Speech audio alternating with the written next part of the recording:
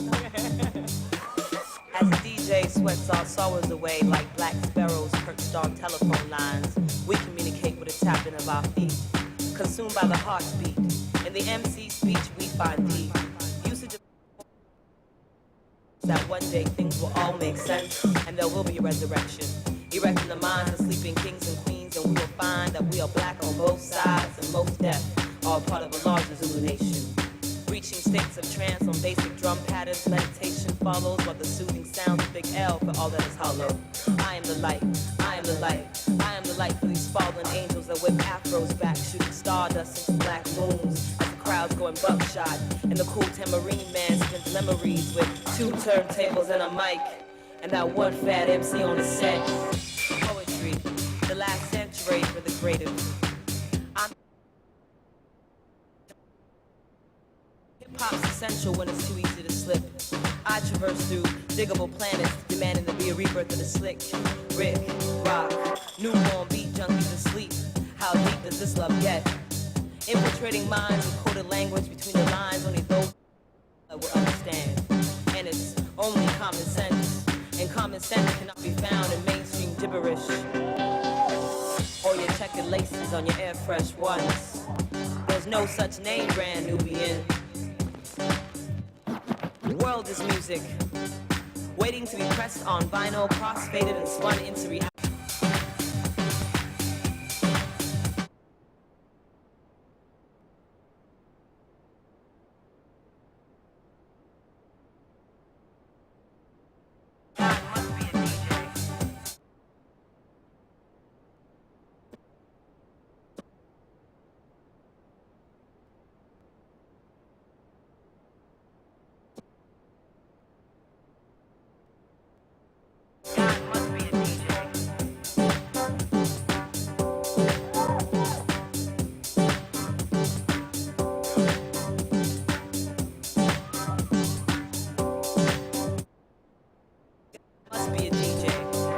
When she spins, we see deja vus. When he spins, we see deja vus. When she spins, we see deja vus.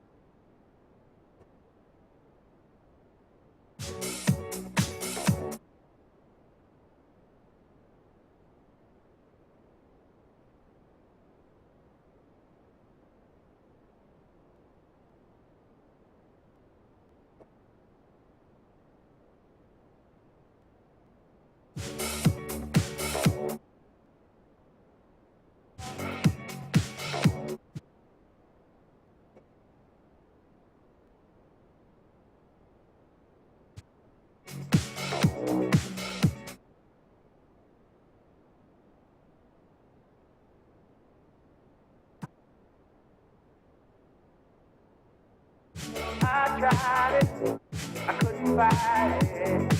I tried it, I couldn't fight it. I tried it, I tried it.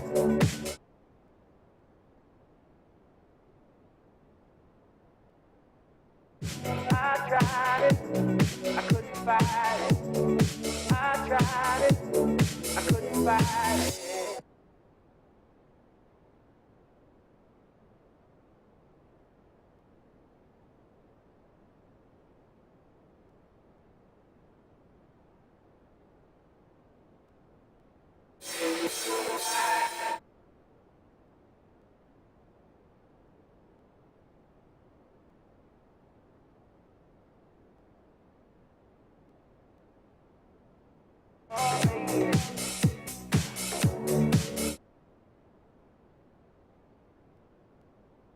I tried it, I couldn't fight it.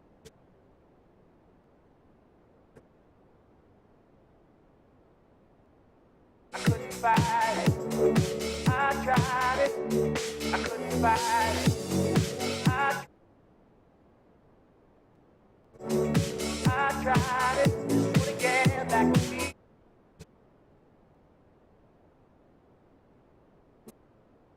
Tried it, just wanna get back.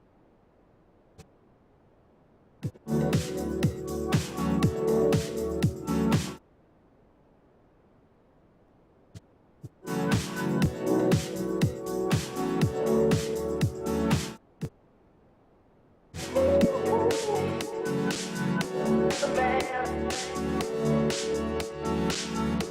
man I the man I be, the man I be.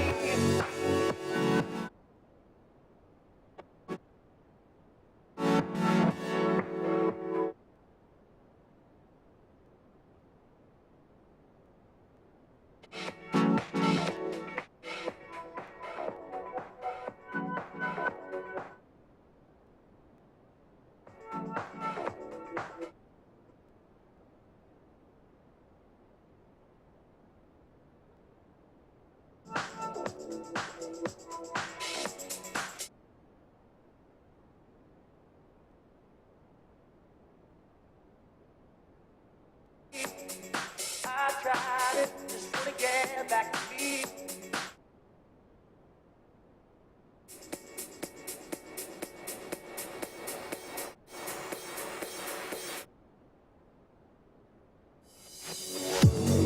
I tried it, just wanna get back to me. I tried it. Back to me. I tried.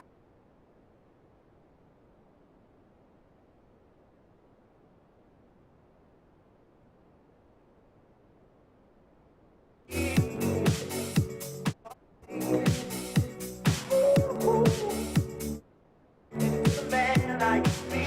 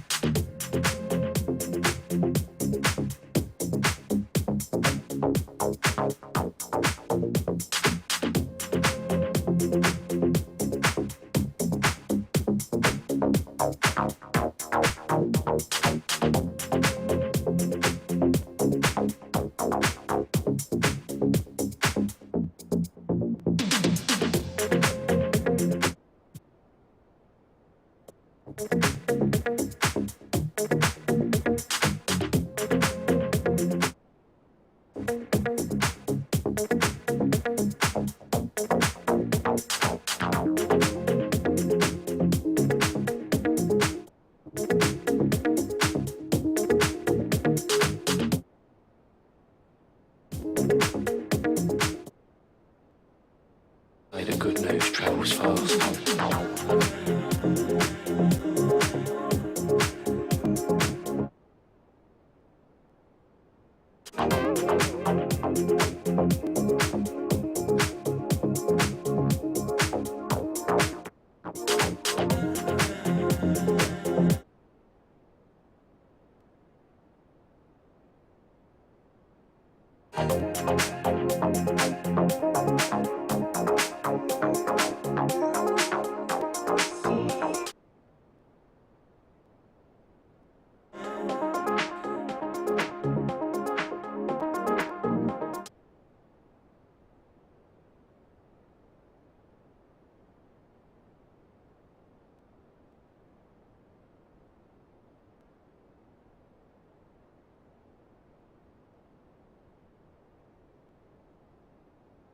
Say the good news travels fast.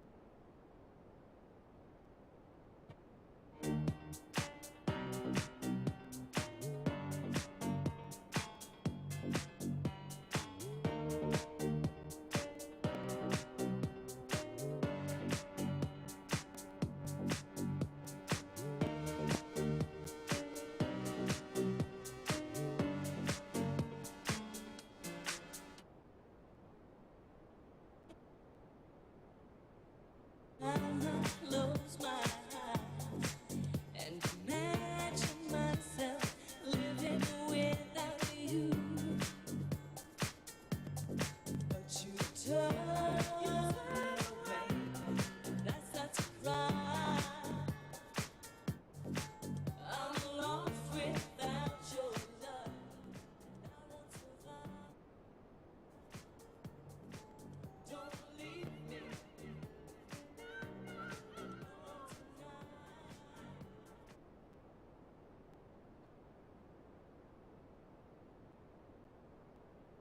One. Well, good afternoon, everybody, and welcome to the Fast Forward Challenge. If I could ask you to please come and take your seats. We're about to get underway in a couple of minutes. So please come and join us, grab a seat. The Fast Forward Challenge for 2023 is about to start. I know.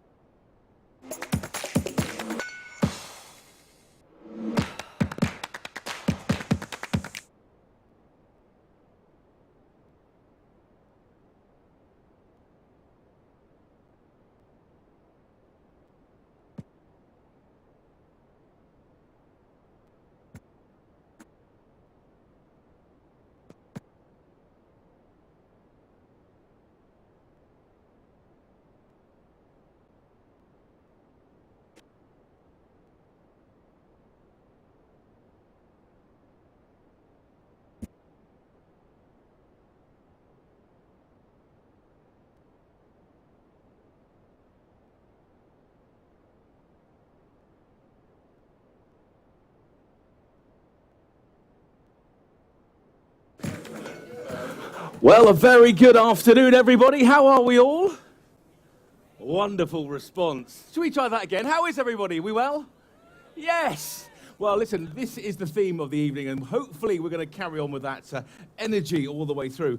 Good evening to everybody who's watching us online as well. We haven't forgotten about our online viewers, wherever you are. Shame you're missing out on this lovely 30-degree weather here in Dubai. I was going to say it's cold, but it's not. It's beautiful. So if you're at home, wherever you are around the world, sorry, maybe next year. Anyway, good afternoon, good evening, everybody. Welcome to the Fast Forward Challenge, a logistics pitching contest, the Sustainable Solutions Edition, no less, for 2023. I actually can't believe when I was talking to the team when I arrived today, a year ago today was the first ever one, and we are piling on forward at a great rate of knots. And of course, onwards and upwards, all around the world, this fabulous Fast Forward Challenge continues. So my name is Lee Clark, just in case you were bothered or wanted to know. I'm going to be taking you through the ceremony today and the journey that all of our future wonderful business entrepreneurs are going to be taking. I'm here for the second year in a row, as I said. Whew, got away with that one from last year. But first, a quick history for the Fast Forward Challenge for those of you who are very new to us for the first time. Now, the concept for the Fast Forward Challenge was first initiated, as I said, last year in 2021 in itself, at an Innovation in Logistics conference, where it was discovered via a poll, people discovered that many of the attendees themselves had an idea for a logistics startup, but didn't know how to bring the idea forward.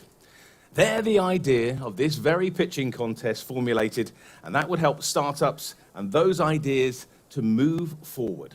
Fast forward, no pun, that's what my script says, to 2022. And the first Fast Forward event was launched last year, as I said. Our fabulous partners, DHL, Easy Dubai, and Logistics Middle East, big thanks to all of them for putting this together. It is seen as being a truly successful idea in helping to startups, well, improve their pitch, bring them into the spotlight, and give them some great PR. These startups are really going to be a community together this evening, and this concept is adopted and adapted so popularly that it was last year globally by all the DHL innovation centers around the world. So that shows that what we did here for the first time last year is doing pretty well around the world indeed. Now, the winner of this fabulous event tonight will be, of course, moving on to far greater things, not only in business, but maybe on to, in fact, definitely on to Valencia. Yes, indeed. Valencia, April of 2023, of course, will host the grand finale.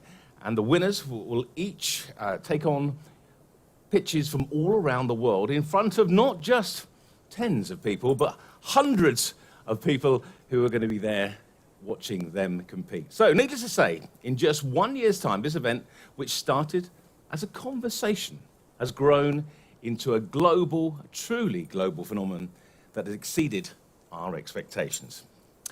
Now, part of the secret to this success has been the focus on mentorship. At the heart of the mentorship is the idea that you learn from the best to become the best. And for these roles, we sought out industry experts within logistics, startups, VCs, and consulting to really help shape the contestants' pitches, their decks, and to prepare, bless you, prepare for the questions from our judges, who I can see a lot of them returning from last year. And one who was in fine form over there, Nisrini, actually was dancing onto her little station over there earlier on today. So welcome to all of you, and I'll welcome you all individually in a moment. So, can we please give a round of applause to our mentors for giving their time and energy and the insights to our teams. Thank you, mentors, wherever you may be. Now, and of course, we rely heavily on our esteemed jurors who are here right in front of me. They just stare at me all afternoon, hoping that I maybe make something funny come their way. But actually, no, did a wonderful job last year, and we're lovely to have a lot of them back with us today.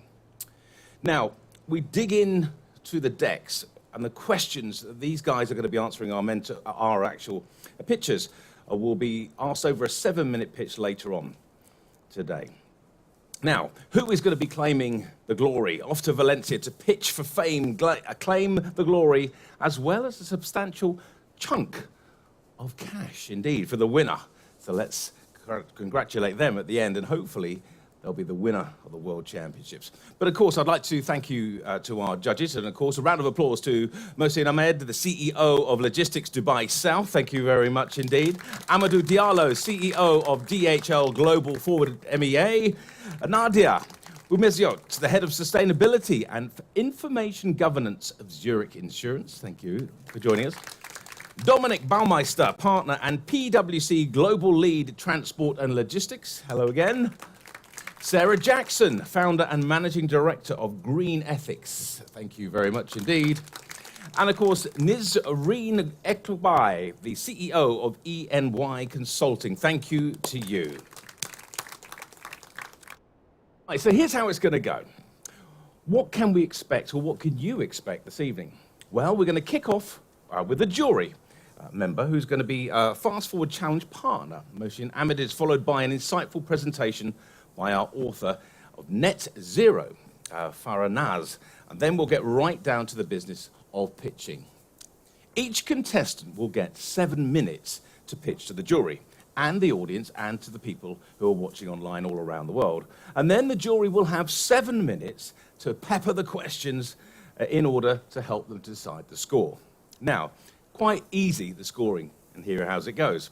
There are 5 categories. Innovation and sustainability is one. Solution market fit. Finances. Solution readiness and unique value proposition. Now, jurors will be asked to rate each category between 1 and 5. 5 being high, 100%, and 1, well, not 100%. I think we got that idea. Now, after we've concluded all 5 pitches today, you and I will grab some of this beautiful food that I've been smelling and making me feel really hungry for the last half an hour, and, of course, enjoy ourselves with some of that beautiful barbecue. The jury will be dismissed, in a nice way, to handle the hard task of scoring and deliberating if there is a tie. Now, we do, however, ask you lovely audience members here and online that you take 10 seconds during the break to vote for the second choice winner, or the People's Choice Award. This can be done over your phone through a QR code. For those of you watching on the live stream, you can do that too as well. This will be closed Dubai time at 8:30 this evening. So please vote before you go networking with all of the people that you want to chat with. Just make it worthwhile, because the People's Choice will be considered for a wild card slot in Valencia. So if they are super good, then they could be also on the way to Spain. And last but not least, because you've heard enough of me already, if you would like or feel the need to have a cigarette break, please don't have one here in this highly flammable but beautiful stage scenario. There is a smoking area over there. The last thing we want to be doing is adding extra heat to tonight's entertainment, so we don't need that. And of course, for any of you who need the restrooms, prayer rooms, if you're needing those, they are also all over here and over here. I feel like cabin crew. Please cross-check to manual. No, that's not on my script. Okay, that's enough. I'd like to welcome Mohsin Ahmed, the CEO of Logistics Dubai South, to the stage to say a few welcoming words. Mohsin, thank you very much.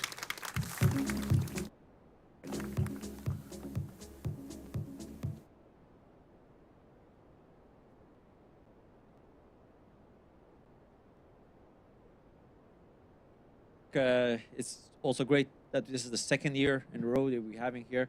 First, I would like to welcome you all to Dubai South, where we've been here since 2010. This project, for those who haven't, are not familiar with the history of it. Just to correct Lee, I checked the temperature. It's 25, so it's 5 degrees. We're already feeling the sustainability and I think the environmental impact on that. So welcome again to this Sustainable Solution edition of the Fast Forwarding Challenge. As Lee mentioned, this is the second one that we're having. We're very grateful to be working with DHL and Logistics Middle East to be part of this event. And I think it's quite an important one for the region, especially when we're looking at SMEs and the unicorn. If you look at sort of the D33 initiative that was launched by Dubai just a couple of weeks ago, SME and startups is one of the key sectors that they're looking at. So this fits very well into what Dubai is looking at achieving and also for the region. I also want to something, the DHL guys and the Logistics Middle East for putting such a great effort in organizing this. And this partnership has been very good, that it became sort of the second event. And we're also very glad that DHL is taking this to their global challenge in Valencia later on this year. I hope you guys enjoy the rest of the evening. And good luck to all the contestants. I'm looking forward to chatting with all of you. Thank you.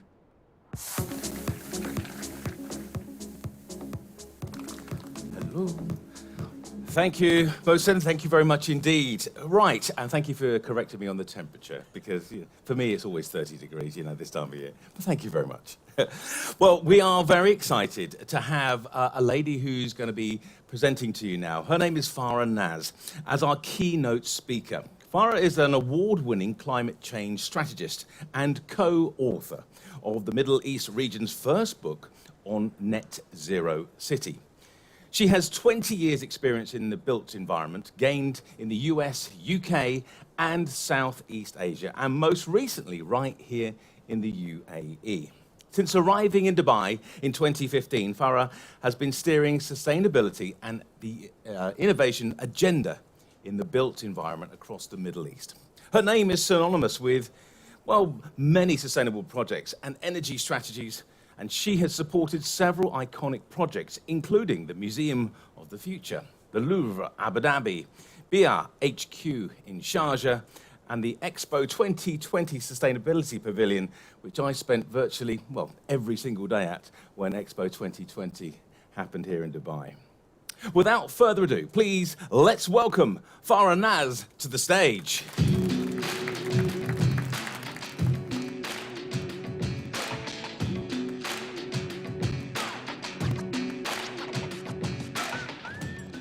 Hi, everyone. Thank you for having me, and it's so great to see everyone. So I am a climate strategist. I advise cities and buildings and master planning. I work in different scales to advise on sustainability, and my work kind of moved into innovation and working and advising on innovation and working with entrepreneurs like you to bring new entrepreneurship ideas for climate change. So my talk today is going to focus on three things: climate, innovation, and the business opportunity, because I've been working in this sector for 20 years now, started from a very technical field and realized that the biggest urban imperative is bringing new innovation and mindset to talk about climate and climate emergency. Just to give you a brief idea, 2008, nobody talked about net zero carbon or net zero energy. And that's when my journey started of working on a first zero carbon building in UK. And then Copenhagen was one of those cities in 2012 that started looking at innovation and sustainability. And now, at that time, you couldn't Google it. But now you can Google it. And all these projects that you see on the right-hand side, Museum of the Future, Louvre Museum, Sustainability Pavilion, and especially for NEOM and BIA headquarters, I was very humbled to work with really amazing entrepreneurs to bring innovation and sustainability in a building scale, city, and master planning. So I talk a lot about sustainability. With talking a lot, I wrote a book to make it simplified. And then for the last year, I've been pushing the market to make innovation and net zero conversation as synchronized. So a lot of things. I run a chapter called CIPSI UE chapter, which is a engineering body based in UK. But over here, we push innovation to young youth people and non-engineers on how to bring innovative mindset, where people think innovation is something entrepreneurs only do, and it's not part of, they don't take ownership. So I'm going to start a bit about the climate. You've all seen this, read about it. You've seen what's happening. But one of the interesting things is that we know the climate is heating up. But what you see on the right side of the screen is Aral Sea. It's a sea, but it's a desert because the water has vanished. Oftentimes, a lot of time, we think climate is something other people would think about, and it's the scientists' jobs to sort it out. I'm going to take you a brief 1-minute history of human evolution. The prehistory of this world is 2 million years. Cities developed only 10,000 years ago, which is 0.5% of the history. And we had our industrial revolution, which is 250 years ago, which is 0.01% of the history. And in that time, the CO2 emission has grown really, really high. And this is why we're at a state of climate emergency and a climate biodiversity emergency. So you can see the red line. You don't need to be a scientist, but the CO2 emission, which is a lot of gases have gone up highly because of the emissions. And now the biggest challenge from COP26 and onwards is how to address this in a more innovative way, in a sustainable business model. And that's where all of you comes in. Because what we have realized is that this is not just a scientist conversation. We all need to come together, think innovatively. So the two biggest movements that's currently happening is Race to Zero and Race to Resilience. And what today we will be seeing is very much related to both of these movements globally, because it's very much connected to climate and greenhouse gas emission. So what should we do? That's the question everybody asks. In a 1 minute, we need a global cooling effort. And what that essentially means is that all the ideas that you're bringing in, it's going to reduce the emission, it's going to reduce the heating that the world is heating up. We have to look at our past emissions. I showed you from Industrial Revolution to now all the emissions that went up in the atmosphere. So we have to not only reduce the future emissions, but reduce the old emissions that's up there. And finally, the biggest conversation globally is net zero. Everybody is talking about how to create net zero solutions, and so many cities and countries have signed up. Carbon is the biggest conversation, and one of the biggest trends we are seeing is open innovation. It's not just innovation, open innovation, innovation that brings in circular economy, process thinking, and systems thinking for cities in all levels. Now, what interestingly happened that didn't happen 10 years ago, but started happening in 2019, a climate and biodiversity emergency was announced. And globally, nearly 40 countries and more than 2,000 jurisdictions have signed up this treaty. Essentially, that will impact 1 billion people, from logistics to cities to everyone. And what it's essentially meaning is that cities are signing up to become more sustainable and resilient in an equitable way. So this is a global view. From 2019 to now, 1,000 cities have signed up, and UAE is one of them who signed up for net zero emissions. You might have seen in the news. 240 cities globally has a formal net zero commitment. That means they're looking at logistics, transportation, they're looking at buildings, how to reduce the CO2 emissions, how to make cities more resilient, not just for them now, today. It's creating a blueprint for the future generation. So now, interestingly, what we found is that last 2 years, the investors are getting interested. BlackRock, which is one of the largest asset investors company, started looking at net zero and why it's important. The banks are getting interested. I've been working in this field for 20 years. Investors were never interested on climate or sustainability.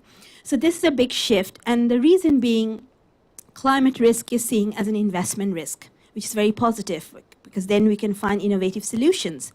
The transition to clean energy is becoming really big, because that opens up an opportunity for entrepreneurs, looking at city level, building level, logistic level, any level of a city, how a city functions. And lastly, a success towards a more resilient world. What does that mean? That means a transition that's not only equitable sustainably, but also equitable from a business model perspective.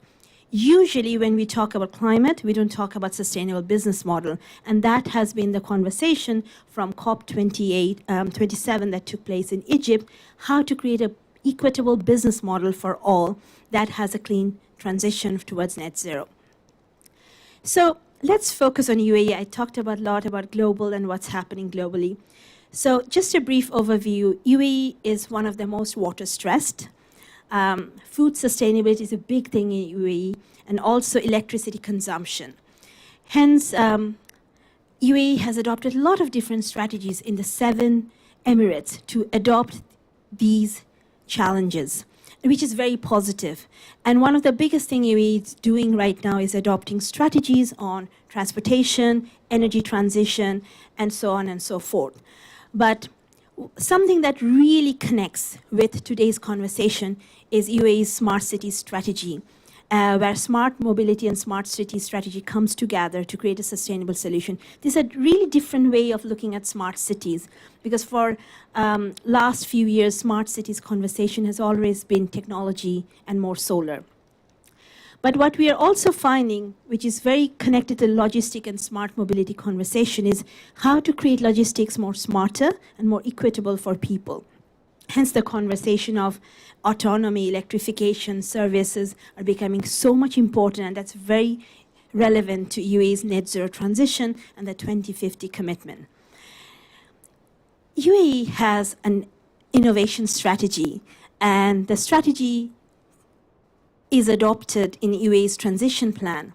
UAE has committed to a 2050 net zero, which means that the innovation strategy will be very much linked to this transition plan. And what you see on the bottom right is the prioritization of innovation, because that's where the funding would be for next few years. What's positive from a climate perspective is that this is going to impact our lives and the way we do business. Now, I just want to take a moment to rethink sustainability, because it's a word that existed a long time in Google. You must have seen those 3 circles. It's supposed to be sustainable, but it doesn't really work business-wise. So 10, 15 years ago, all the businesses realized that this model is good, it's equitable, but it doesn't make a business value. So what you see on the right-hand side is called 5 Capital Model of Sustainability. It's identified by Forum for Future in UK. And this model takes into biodiversity, nature. It talks about human, which is the red part in the middle, the social and human. And then in the center is financial and manufactured capital. That means the business model have to combine the sustainability conversation, and it has to bring in the people. And that's why all of us are here, because we need to rethink the way we do business. The concepts that I've been working with in UAE for the last 10 years started with Museum of the Future 8 years ago, and then it moved into Sustainability Pavilion, is how to make innovation inclusive. So there's a lot of conversation about innovation, but from a climate perspective, it's very clear that climate challenge, it's not a technical challenge, it is a human challenge. And it's also known that there's a lot of innovative mindsets out there. We just need to come together, co-create, find the best ideas, invest it, and create a space for that idea to go into mass production so people can adopt it. So there is a concept called inclusive integrated innovation that talks about technical innovation, business innovation, and social innovation. This is not my concept. This has been used in US as a master's program and has been used in many of the work in US and many companies. But what we have found, and through my work here in the Middle East, and I work in a built environment sector, a bit different sector than yours, is that a technical idea, when it has a social value and social benefit, creates a social innovation. When the mindset is there, it becomes more inclusive.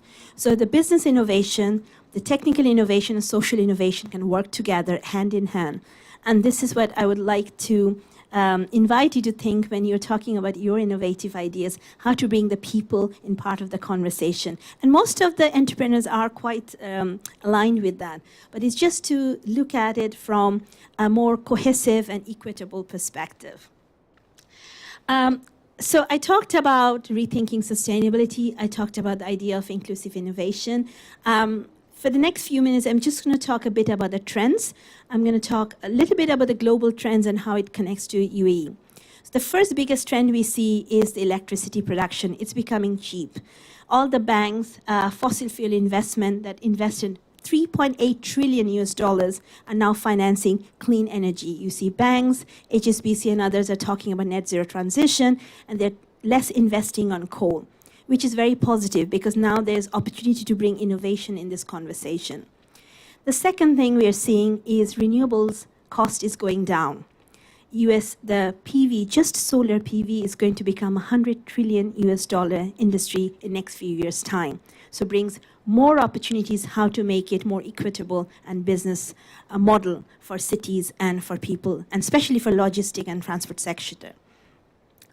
Now, 20 years ago, if anybody would ask me, would logistic become and transportation sector become decarbonized, people wouldn't be able to think about it. But in 2030 and onwards, especially, the conversation shifted on how do we reduce our emissions from our logistics and transportation, which is quite significant. And And what we are finding right now that UN has a whole chapter on transportation and logistics, and it talks about a transition plan.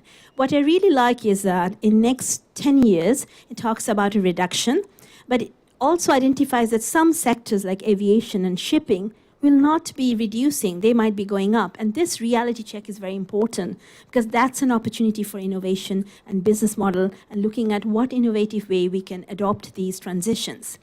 So what I'm trying to say is that net zero is a new transition, it's a new mindset, it's a business mindset. It needs to move the business model quite effectively.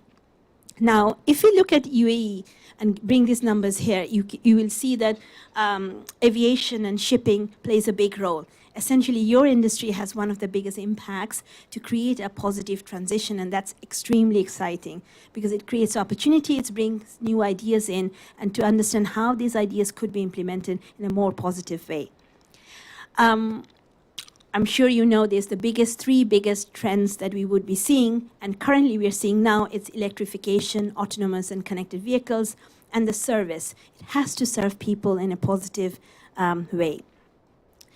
So 10 years ago or 15 years ago, if we look at the industry, we wouldn't be seeing these headlines. This is from UN Race to Zero commitment page, and it talks about how commitments are done in shipping industry, in logistics and transportation. This one is BIA, pledges to achieve emission-free mobility. This is extremely positive, and that shows that there's a mindset happening and a shift is taking place. Now, any change is uncomfortable.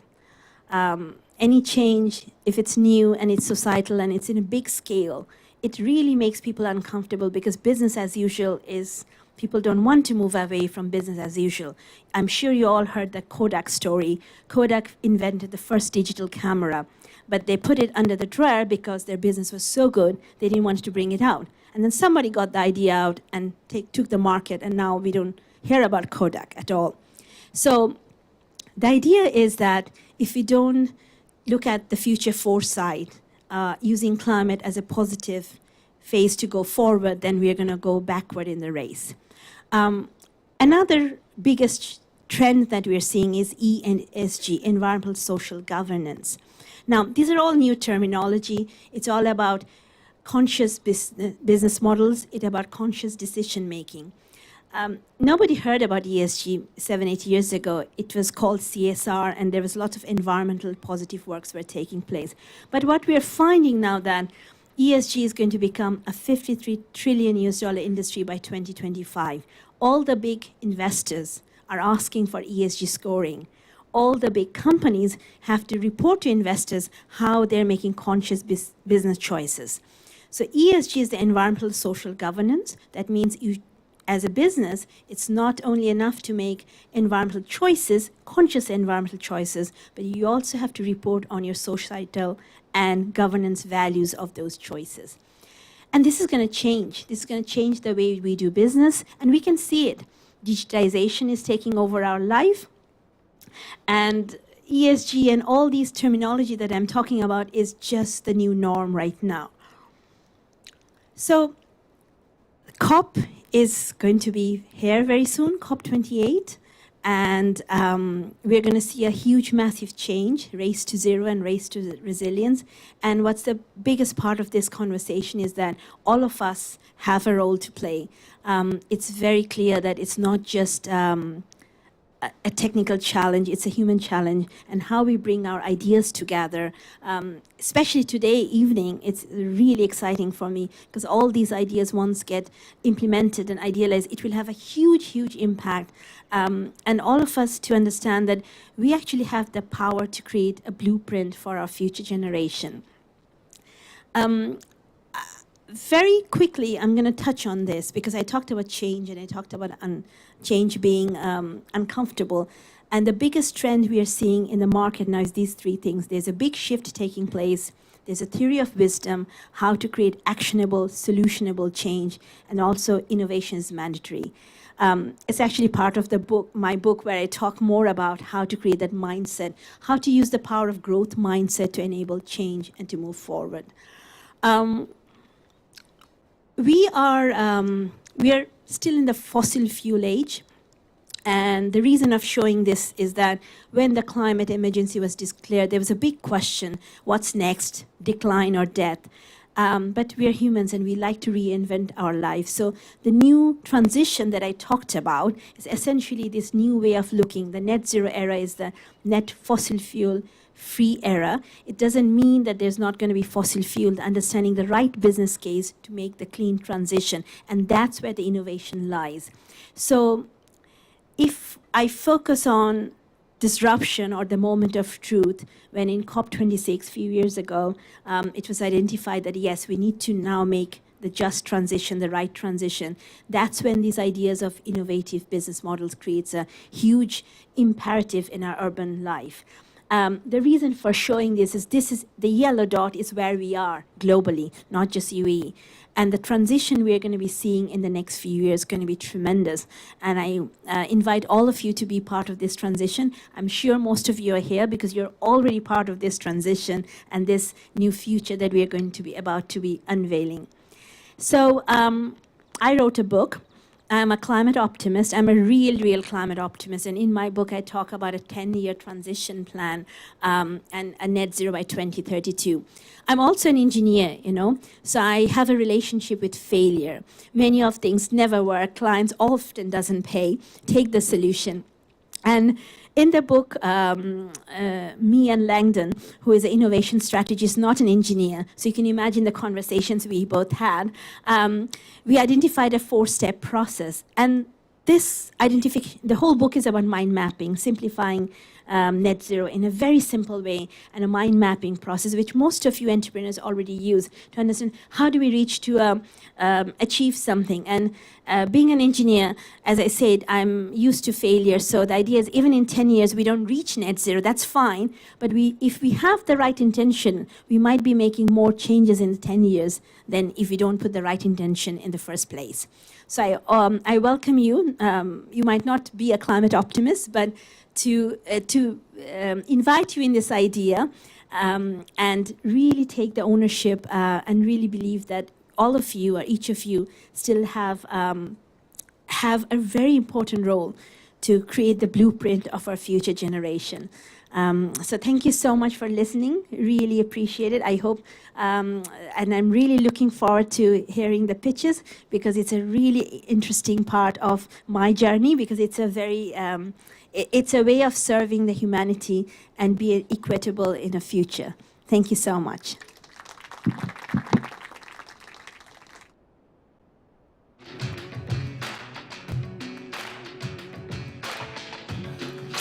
Well, thank you very much, Farah. A wonderful, insightful speech there. Thank you very much for coming and joining us today. Now, who was here last year? You can put your hands up. Remember everybody last year? Now, based on last year's events, do you remember when a lot of you saw me coming onto stage and there were people who were pitching and I would interrupt them halfway through their conversations and their pitches? I know you guys have had a lot of mentoring, but a bit of advice from the MC who was here last year who looked like the bad guy. Do you remember? I'd come on stage and there was an important point. If you have an important point of wonderful pictures tonight, please get to the beginning of it or at the beginning of your speech because you only have 7 minutes. And there was a couple of times last year where I couldn't interrupt people. But in the kind of the way of fairness, please, if you can keep to your 7 minutes, because I will be standing on the stage and, of course, making a nuisance of myself. So if you've got an important point to make, please get there at the beginning. That's my little piece anyway. Now it's time for our first contestant. Right, please, would you welcome to the stage, a man who's going to be going first tonight, Mr. Ilya Klayuev, co-founder and business developer of BaseTrack. Welcome to you, sir.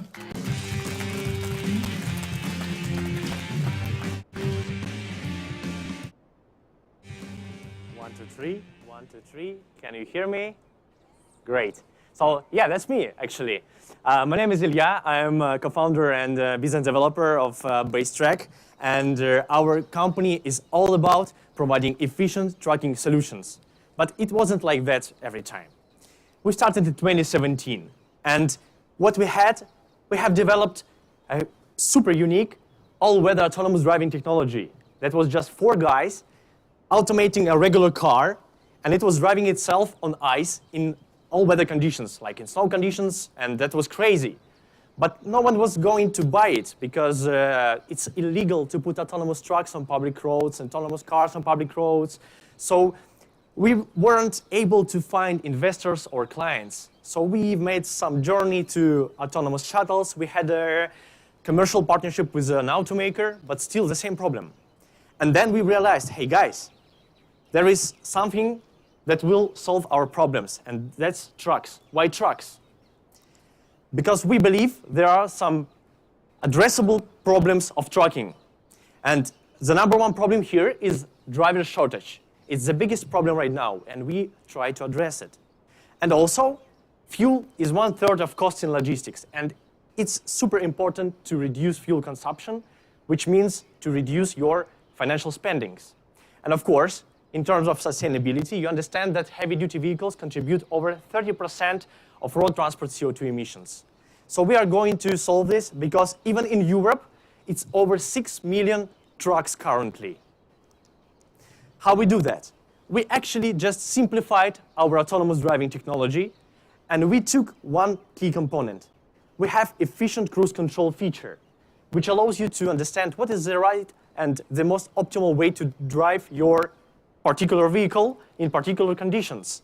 So we implement that, and this far we were able to save up to 20 and sometimes even 30% of fuel, which means we reduce energy consumption and CO2 emissions.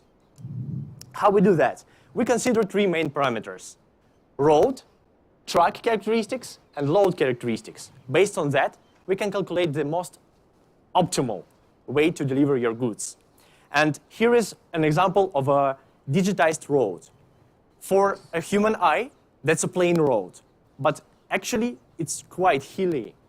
And humans are not able to spot the difference. And we use our unique technology called base tracks. Those are virtual rails that are able to operate any vehicles in all weather conditions. And we also have interaction unit. This one helps drivers to get recommendations on optimal driving or just providing acceleration or deceleration of the truck automatically.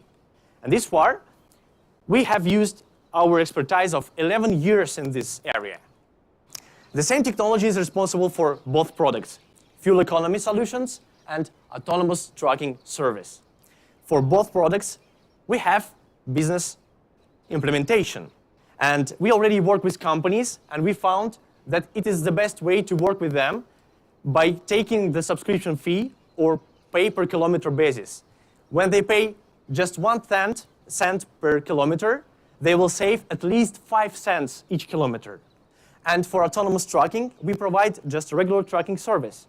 But our trucks are efficient, and we are able to provide 10 to 20% discount. Our companies and clients now, we have both for both products. We work with 62 companies and already connected 600 trucks. Their potential fleet is 40,000 trucks. And our target is in 2 years is having 100,000 trucks connected. By the way, our break-even point is just around 2,000 trucks. And we are going to have 70 million euro annual revenue after 2 years. And for autonomous driving, we have 2 partnerships with FM Logistic and Sender, the biggest digital logistics company in Europe. What does it mean for a company? 20% fuel savings is from the point of sustainability, means you can power up 44 houses for their annual energy use. And in terms of financials, one truck will save over 27,000 euro each year. Or if you're owning a fleet of 100 trucks, you will save over 2.7 million euro each year. Here is a demonstration of our all-weather autonomous truck. We were the first company in Russia. Now we are not there. And this truck was driving itself on public roads. It was the first and yet the only commercialized autonomous freight on public roads. And you can check this QR code. There is our YouTube channel. You can find all-weather autonomous driving and this trucking from real delivery for FM Logistic. We also work in Europe, and currently we are moving to UAE. we have now 2 own trucks that we retrofitted for autonomous driving. And we are delivering 3 more. We are going to scale this solution with those companies, and we are looking for more partnerships. That is our team. Actually, we work with each other for over 5 years. Andrei is a very, very experienced CEO with over 11 years of experience doing businesses. And we found 2 brilliant technical guys, Denis and Sergey. Sergey is a doctor of technical science, and he's responsible for all the R&D thing, for all the fuel consumption and fuel savings. Our advisor is Sigmar Hasis, 27 years in Mercedes-Benz, last 8 years as a CIO and head of R&D. We previously raised 3 million euro, and currently we are raising 5 more for 18 months. We will use proceeds to scale our R&D team. It will be 59% of proceeds that we will use for our team, because that's the main point of our company, having great engineers. And of course, a lot of money we will spend on automating trucks. Unfortunately, we have some capexes that we couldn't avoid. Thank you very much for your attention. I would also mention once again that we are moving to UAE, and we are planning to have our R&D here. We are launching autonomous trucks here. We are looking for partnerships, and if you know how to implement autonomous trucks, we are here for you. Thank you. Well done, Ilya. Congratulations. Great, great pitch. And did you note that, everybody else? Dead on time. Well done. That's probably the first time ever. Well, we only started last year, but congratulations. A wonderful pitch. Thank you. Now, judges, if I can ask you so we can get as many questions to Ilya as possible, if we have reasonably quick questions. And Ilya, of course, you've got to have 7 minutes in total. So if you can kind of keep your answers succinct, and then we can get as many questions to you as possible. Sure. Guys, if you want to ask a question so we can help you, our lovely judges, with your microphones, our team are all managing it from the back. If you can just raise your hand and I'll come to you, and then we get the right microphone up. So, right, who would like to go first? Judges. Dominic, you're going to start with you. The clock has started. Off we go then. Does this work? Oh, yeah. Yes, it does. Look at that. See? Super. Modern technology. We're moving forward. Great presentation. Thank you for that. Thank you. Question is on competition. Autonomous driving, telematics, fuel savings have been around for a while. What makes you special versus your competitors? Still, we are the only company that have autonomous trucks on public roads.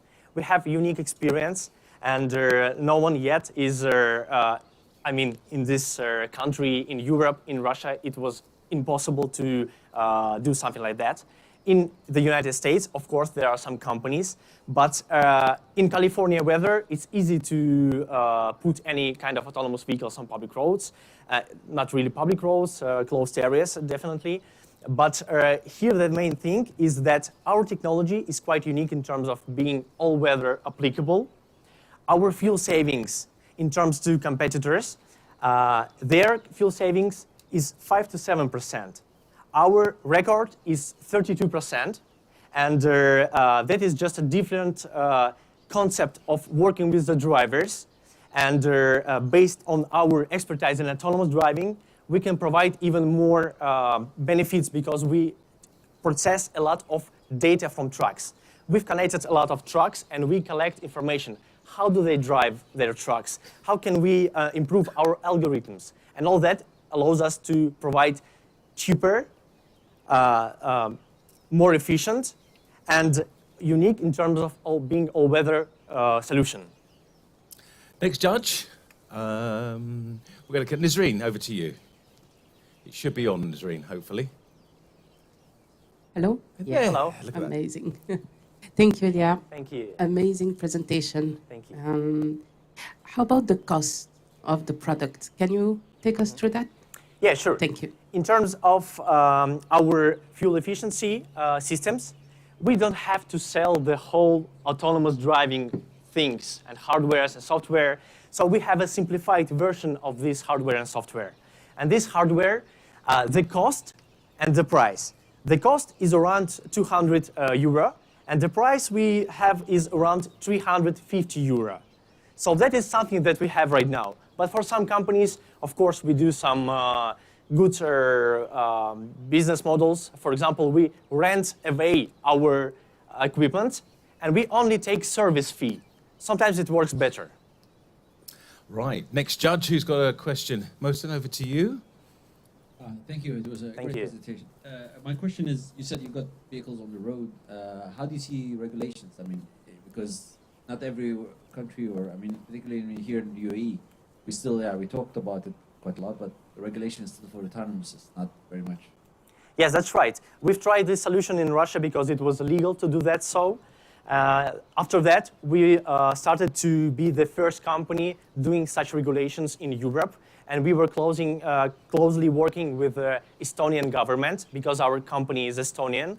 And we were going to be the first company there to put autonomous trucks on public roads. We are still in the process.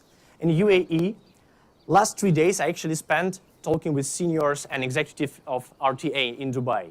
And here we hope that we will get opportunity to work together on legislation. And I hope that we will have autonomous trucks maybe this year. We have plans, we have support from Ras Al Khaimah, Sheikh's office. So if everything goes as planned, we will have such regulations maybe next 3 years. But still, that's why we have those solutions for human-driven trucks. That means we are scalable. We don't have to wait until we get special regulations. But in some countries, we can already implement our autonomous trucking solutions. Amadou, over to you. Thank you, Ilya. Thank you. Very much. Thank you. So I wanted to ask you, the application that you do have, is it suitable for multiple brands or just for specific brands? And if it is for multiple brands, particularly in the UAE, will it be suitable for what type of age of trucks? Yes, that's a good question. You ask this question because you're from this business, so you ask a good question. So we work with any kind of trucks, but the older the truck is, we don't like it. Because if your truck already have cruise control, it is possible to automate that. But if you have a manual gearbox, that's not good for us.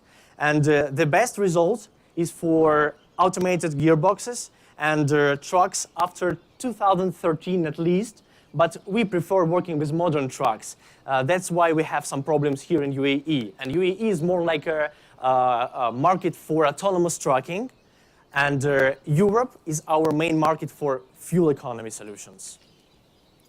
Okay, guys. Nadia, over to you. I think it should be on Nadia. They're going to fade you up. Is it? Oh, okay. There we go. Great. Thank you. I have to be quick.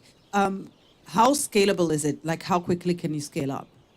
In terms of fuel economy, we can connect to any types of vehicles. We are going to start our big production in Europe now. That's why we are raising funds.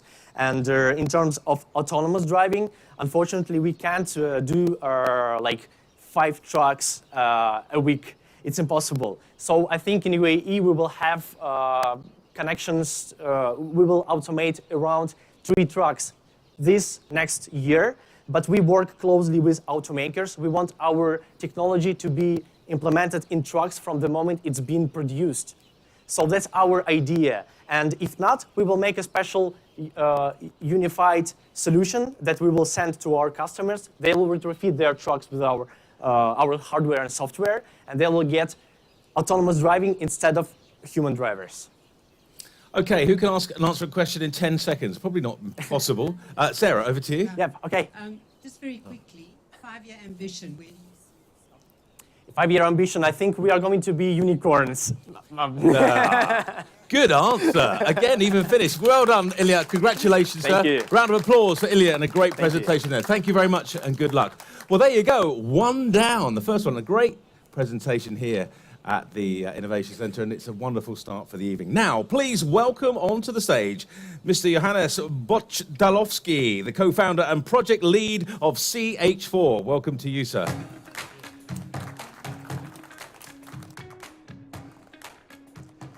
Yes, good evening all. Johannes here from CH4, a Cape Town-based startup with ambition to decarbonize the transport sector at scale with carbon-neutral alternatives to fossil fuels.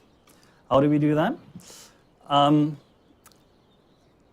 This, most of you may know better than you may think. It is ulva or sea lettuce, which when you go to a sushi restaurant and you order maki roe, oftentimes the black stuff that it's wrapped in, it is just that. So we are going to convert that fuel, that healthy fuel for the body, into fuel for the heavy-duty and long-haul segments of the transport sector, together offering some 3 gigatons of savings potential on emissions. And whereas you may say that algae to fuel has been around for a long time as an idea, and it's never quite worked, almost always they've been using special algae, special growing apparatuses, and special ways to extract the fuel.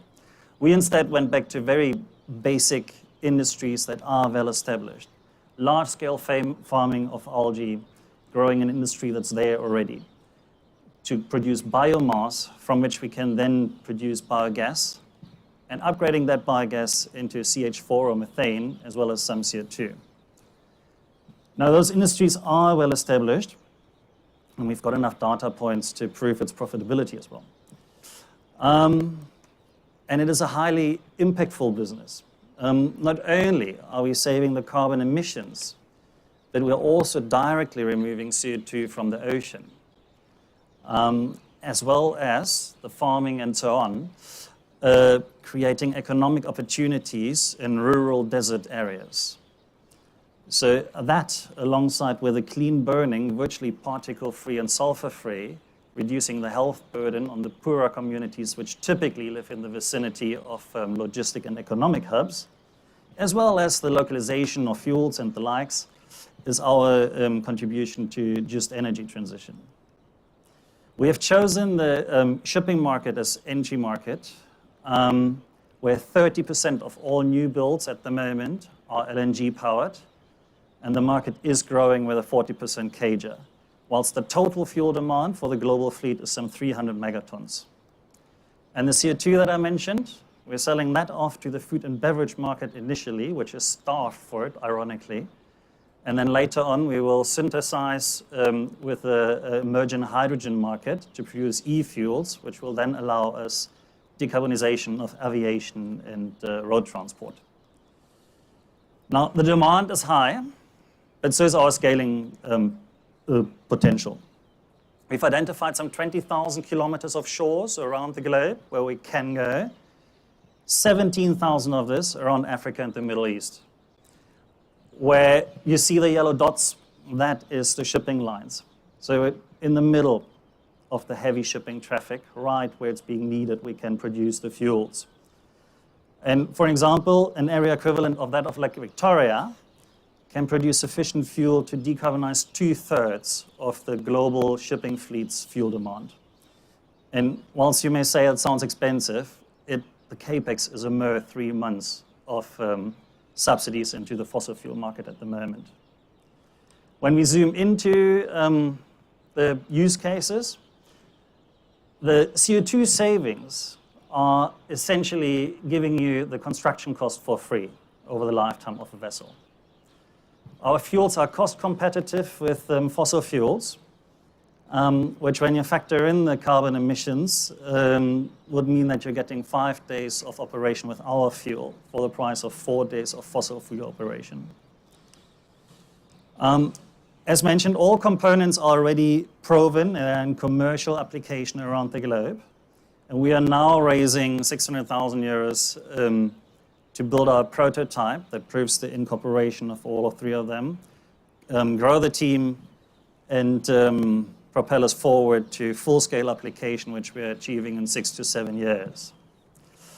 Our team has a total of almost 100 years of expertise along all those core competencies that we're looking for, whilst we're having quite a bit of traction and support already as well. And now we're hoping for you to give us your vote and propel us forward. And then next time when you're eating sushi, think of us and give us a call. Thank you very much, Johannes. Even quicker than that. You're going to stay with me on stage, please, sir. Don't run away yet. Sticking around. This is the hard part with these guys. Right, guys, can we get a reset the clock? We've got another 7 minutes. Judges, who'd like to go first? Don't all shout at once. Dominic, over to you. Okay, let's start the clock, please. Thank you for that. Could you run us through your business model? How are you going to make money and how are you going to scale that up? Okay. The money maker is very much basically commodity trading of the fuel prices. So it's selling the bunker fuel to the ships, selling the CO2 as a commodity, food-grade CO2 as a commodity. And then there is a business case around the carbon credits, which we're too far away at the moment to put a number on that. But we know the carbon savings are there. And Nadia? The fuel that you produce, I assume something is mixed into it. No, it's plain LNG or bio-LNG. And it can run on the engines without adapting the engine? Yes, and it can be blended at 0 to 100% to fossil LNG. The setup that you have, the infrastructure to start production, that seems like the biggest initial investment, right? Correct. It's capex heavy, but it's a holistic solution. So it's water in and fuel out. So we own the entire production. Right. Okay, next judge. Anybody thinking of the questions? Any more questions, judges? I mean, if you don't, if no. Oh, sorry. Over to you. Sorry. What kind of area would you need in order to make this really scalable? I mean, I imagine that these algae farms take up a lot of space. Yes. So we're having the plants at sizes, the profitable sizes around 600 hectare, which would produce some 15,000 tons of fuel a year. But we are specifically limiting us to desert shore, so we're not in competition with food production and not attaching, not impacting habitats, valuable habitats.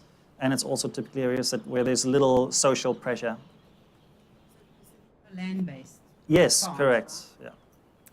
Shore, like next to the, yeah. Nisreen, over to you. Again, your microphone should be on. Our wonderful team will set it on for you. Go.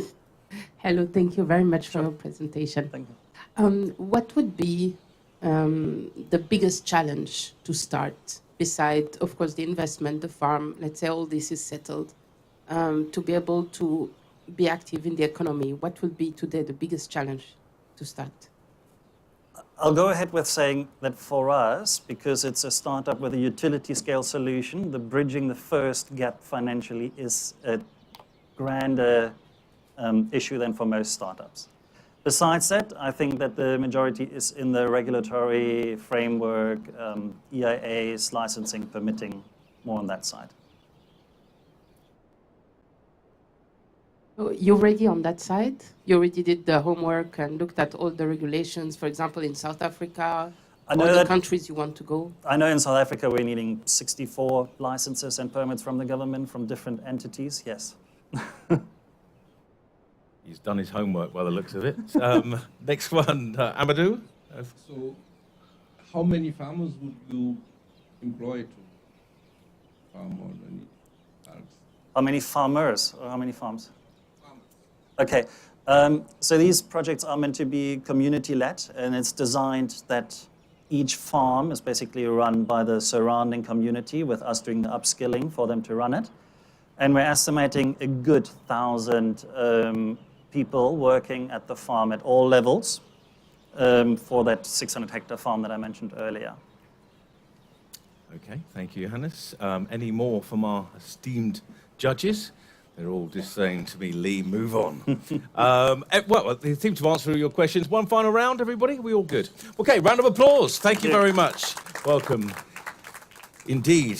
Who thought algae could be so interesting? Anyway, we're going to move on to our next pitch now, and it's going to be coming from a gentleman called Thomas Fugl, who is just to my left, co-founder and CCO of Rezip. Over to you, sir.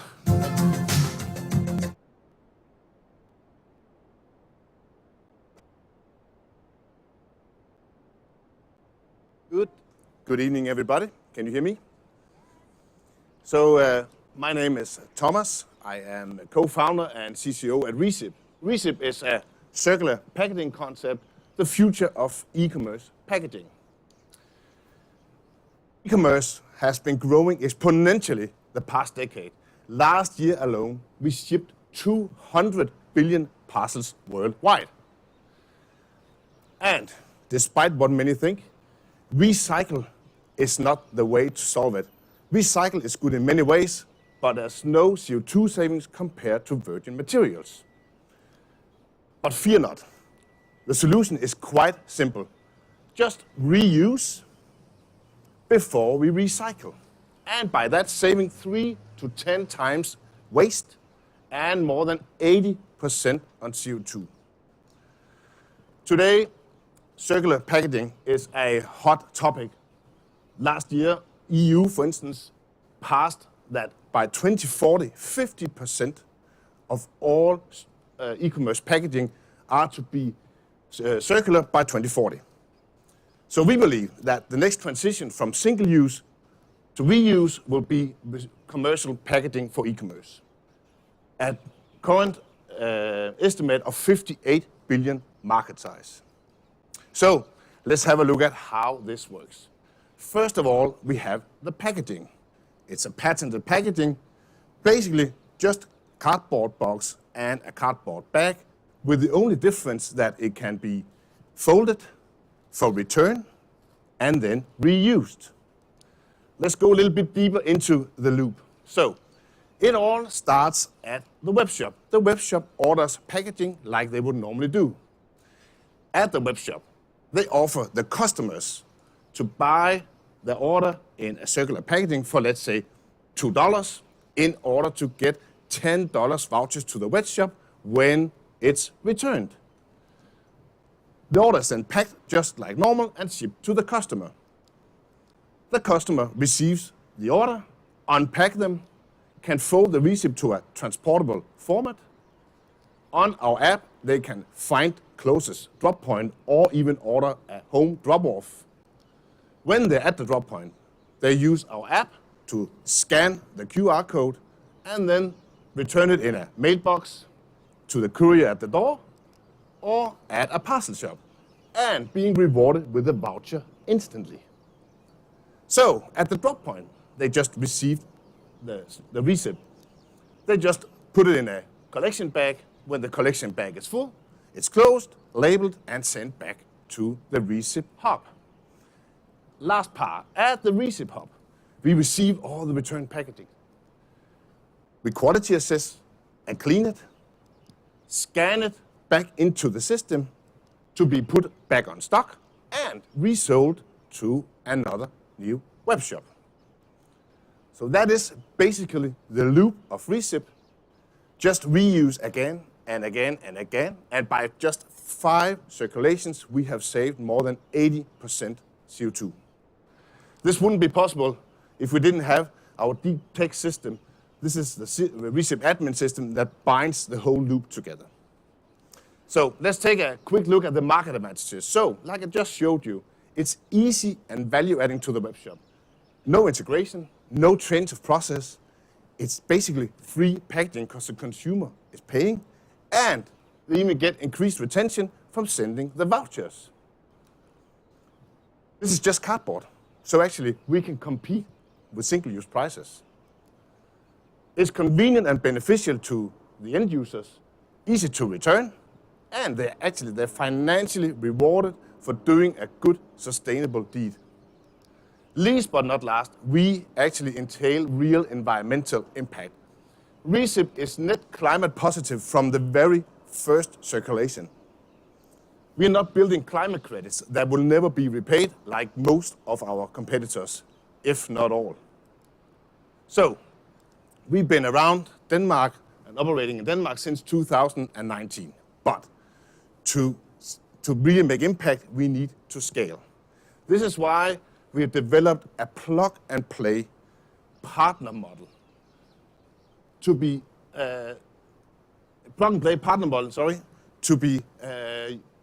implemented and offered by courier companies or postal operators worldwide. It's already tested in 4 countries with some really, really huge partners. And now we are ready to scale it to the rest of the world, including the MEA region. The partner model is actually quite simple because we're using existing infrastructure from our partners. For instance, parcel shops, trucking, warehouses, even sales organizations. And via a very simple receipt fee model based on a microfee per circulation, we more or less guarantee that as a partner of ours, you will break even in year 2.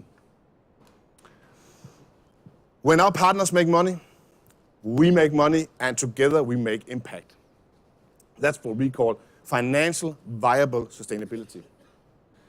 We expect to hit 250 million circulations by 2025, but we're not stopping there.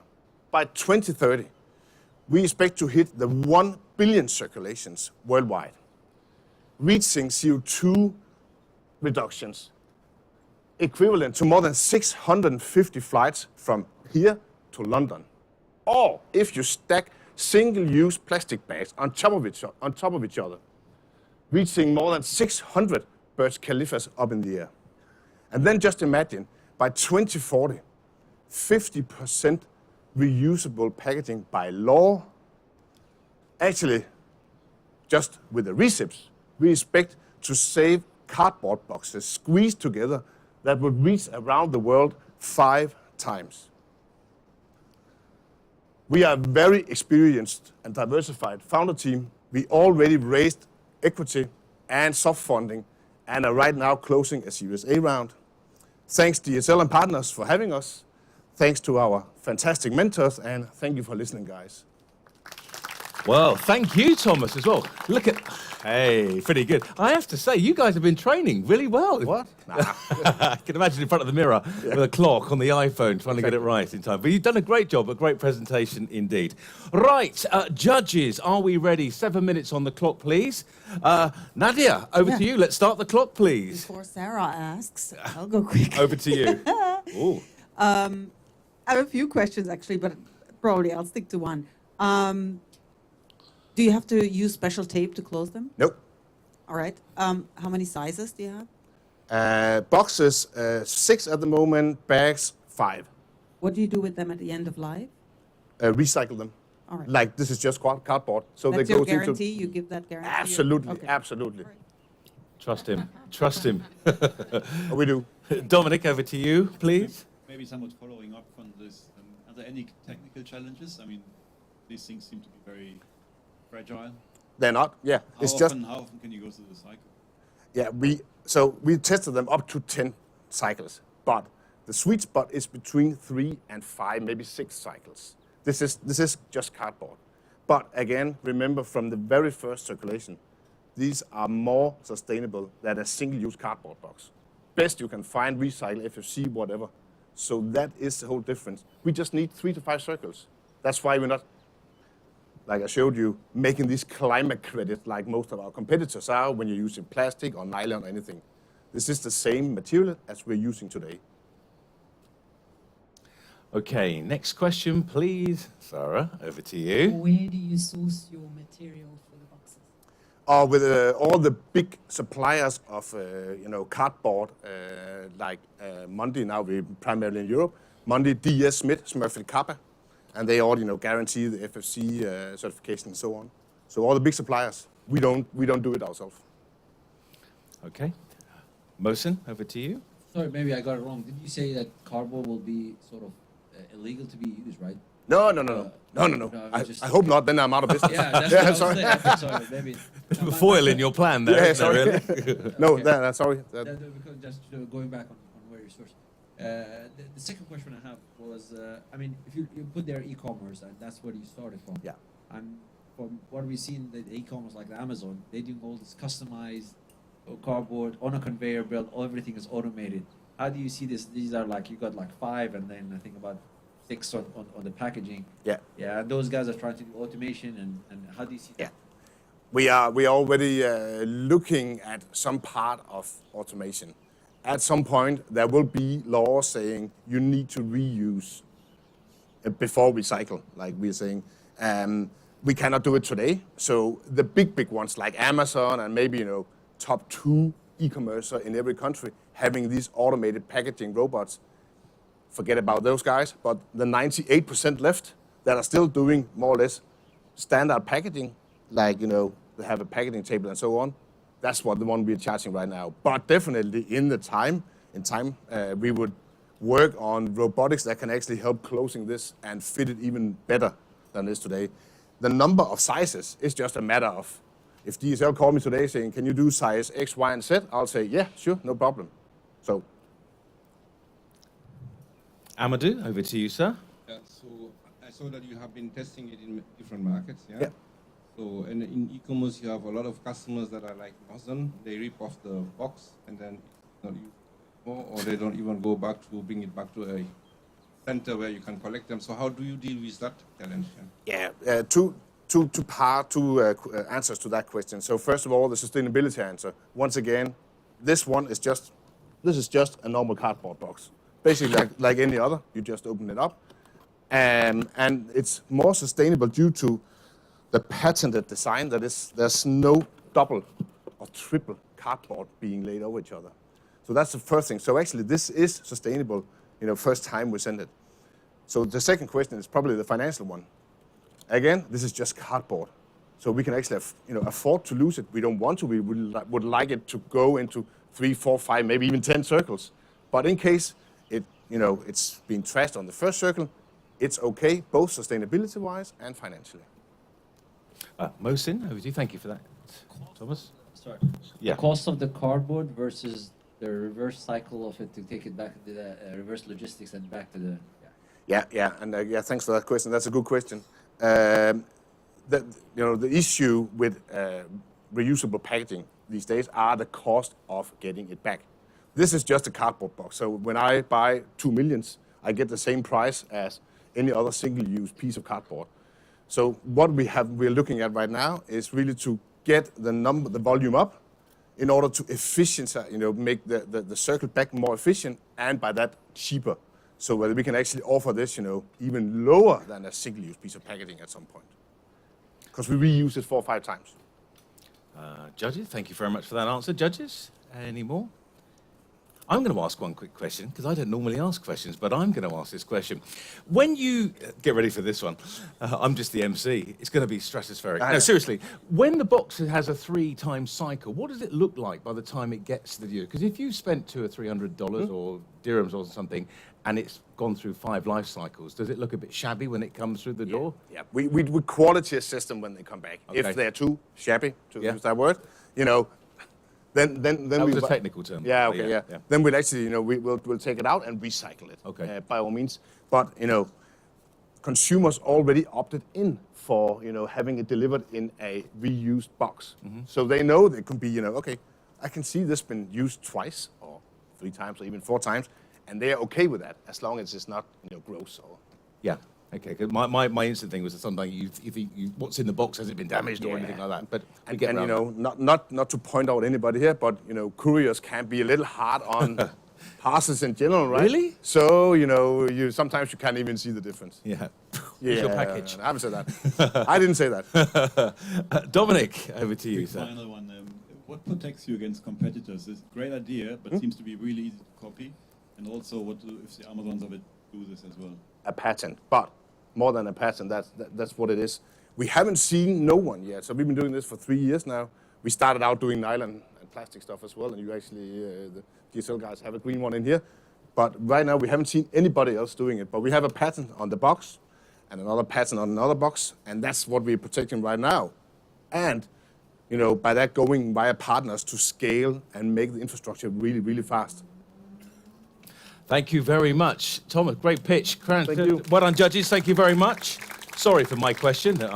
First one. I'll be the last one. I do. Apologies. Well done to Thomas. Now, up onto the stage, please, would you give a huge round of applause to Joe Hurst-Croft of Ark Ride. Over to you.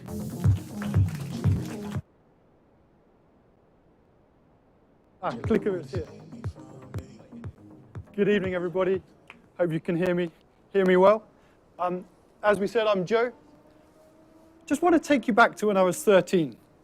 When I was 13, I ran a campaign at my school to stop parents being able to park outside of the school gates because I wanted to breathe clean air as I was walking home. But now, fast forward, I'm the founder, CEO of a company called Ark Ride. Ark Ride is bringing affordable, reliable, and clean 2- and 3-wheel vehicles to Africa. We're starting in Nairobi. What we've done is we've developed a really innovative battery-as-a-service model, which means that the battery becomes part of a circular economy, and therefore we can make electric vehicles cheaper than ICE vehicles. This is really important in the age of e-commerce, delivery, logistics. How can we really make sure that this sustainable solution is part of the future? And of course, it's not me. We have a really interesting interdisciplinary team. We've brought people, everyone together in Nairobi. 95% of the team are from Nairobi with the engineers. And we've got an over 40% female workforce. In a technology and engineering business, this is a great achievement for us. But what are we addressing? We're not another electric vehicle fleet company. We tried this. It failed. It didn't work. Bringing electric vehicles to Nairobi doesn't work. There's some serious challenges that have to be overcome. First is the range anxiety. These bikes are doing over 100 kilometers a day. The riders are on the bike for 16 hours. And the scale of the challenge is huge. In Kenya alone last year, there was 280,000 new motorbikes added to the road. We have to have a solution that can scale. And Arkwright is achieving this. How have we done this? We've separated the battery from the vehicle. This means that the vehicles from us or other companies that are working with our battery are cheaper than ICE vehicles. Also, we've developed a proprietary open CAN bus. This has already been adopted by 2 leading OEMs working with us. So we have this ecosystem effect of using our battery in our vehicles and other companies' vehicles also using our battery. It's lightweight.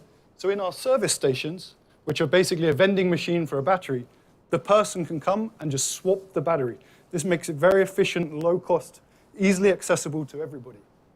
Also data, built-in telematics. We have data in the cabinets, data in the batteries, data in the vehicle, and a very advanced data analytics system, which we give to our logistics companies that adopt our system. You know where your assets are at every time in the movement. So this is what we've created, this ecosystem that's adoptable for everyone. But most importantly, it pays. It pays for the riders. And this is what's fast-forwarding, driving our business. Each rider is making an additional $2 a day. And when you're only earning $3 a day, that makes a huge difference to your life. School fees, food on the table. That's why people want to adopt our vehicles rather than ICE vehicles. And we're seeing huge demand for this. But we have to be infrastructure first to achieve this. We have developed low-cost infrastructure which we can rapidly put in. We're putting in 4 a day in Nairobi at the moment. We're on track to have 100 installed by April and 200 installed by October. So we're really transforming the infrastructure of a city. You can plug it into any three-pin plug. It literally is a vending machine that enables the mass adoption of electric mobility. And we've got some amazing partners already, leading supermarket chains, garages, just signed up with the post office. So we're really seeing this drive towards sustainable shared infrastructure as part of a city. So who benefits from this? Everybody, we say. The logistic companies benefit.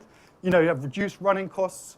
And with our data, they really know where their assets are and where the vehicles or the batteries are. Of course, the environment benefits. We have over 2 tons of CO2 saved per vehicle that we put on the road. And let's not forget, there's over 1.1 million deaths caused by bad air pollution in cities in Africa a year. That has to be addressed. And back to the riders. The riders putting that 35 to 38% increased income in their pocket is what's driving our business. But of course, it's not just us, a little startup. We've been backed by some amazing players, strategic investors. We have 2 of the world's leading OEMs in this space backing us, one out of Japan, one out of India. We have the largest finance company for motorbikes, which is really important because that's how the riders access the bikes for delivering on Uber or Bolt or even DHL. We're hoping to start a pilot soon. I put it up there, hoping we can close that off. But this is what we're enabling, is really the mass adoption of electric vehicles because they're too expensive if you try to buy them just off the shelf. And where are we? Money really matters. We need to raise a lot of money to put this infrastructure in. We've currently raised 7 million, and we're in the 7 million, which will enable us to put 2,500 vehicles on the road in Nairobi this year. We're currently raising another 15 million, which will get us to 15,000 vehicles by 2024. And by 2025, we expect to be at 50,000 vehicles within the ecosystem. Thank you very much for your time, and thank you for my mentors for the support. Well, congratulations, Joe. Fabulous, fabulous. Very relevant, in fact, for a city that relies on delivery. Who's getting on an Uber or a Careem, ordering their takeaways? Really relevant in this part of the world. We should be coming to Dubai soon. Well, there you go. You've heard it here first. Thanks, Joe. Right, 7 minutes on the clock. Can we start the clock? And Nadia, over to you. Oh, thank you. That was really interesting. Could you take us through your pricing model? Yes, Uh, sure. So the vehicles are priced at a very similar price to the ICE comparative, which in the Nairobi market is around $1,300 for a motorbike. We have two different motorbikes. I didn't really talk about the whole vehicle side. We've got two different motorbikes and two different scooters, which are also usable. So between $1,000 and $1,300, depending on which product you have. Then for the battery stays on our ecosystem, and it's 50% cheaper than fuel, and that's where the saving comes for the rider. So per kilometer, we're 50% cheaper than using fuel. One more question. What do you do with the batteries at the end of life? Very important question. So we've chosen, in the EV debate, you have either NMC batteries or LFP batteries at the moment. That's going to change, but for the moment, we've chosen LFP batteries. We've designed the battery casing, the battery communication, but the cells themselves are recyclable, reusable LFP batteries.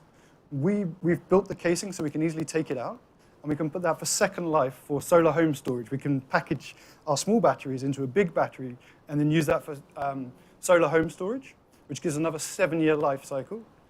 So we're really thinking about this 360 economy, and we think that there's going to be real innovation in that. We haven't developed the cells ourselves, so as solid-state batteries come, we can just put that into our existing infrastructure and continue to scale.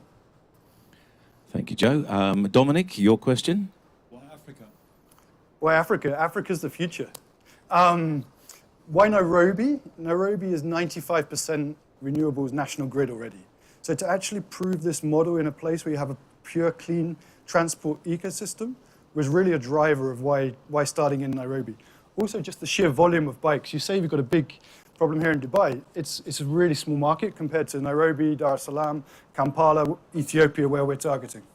So it wasn't emerging markets or any other competition or anything that drove you into Africa, but it was a deliberate strategy to go to Nairobi. It was a deliberate strategy for that, and personally, I've spent 20 years working in Africa, so I don't know anywhere else.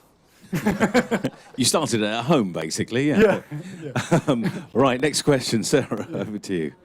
So I'm from Africa, and I Okay. have just a question with you. You mentioned using clean energy for your source, for Yep. your battery charging systems.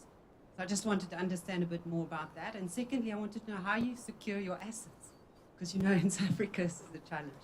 Yeah, sure. So the cabinets themselves have a solar panel on the top. That gives about 10% of the energy need. But in the Nairobi, the national grid is already, as I say, 95%. 60% of that's geothermal, huge wind. It's going to be 100% by 2027.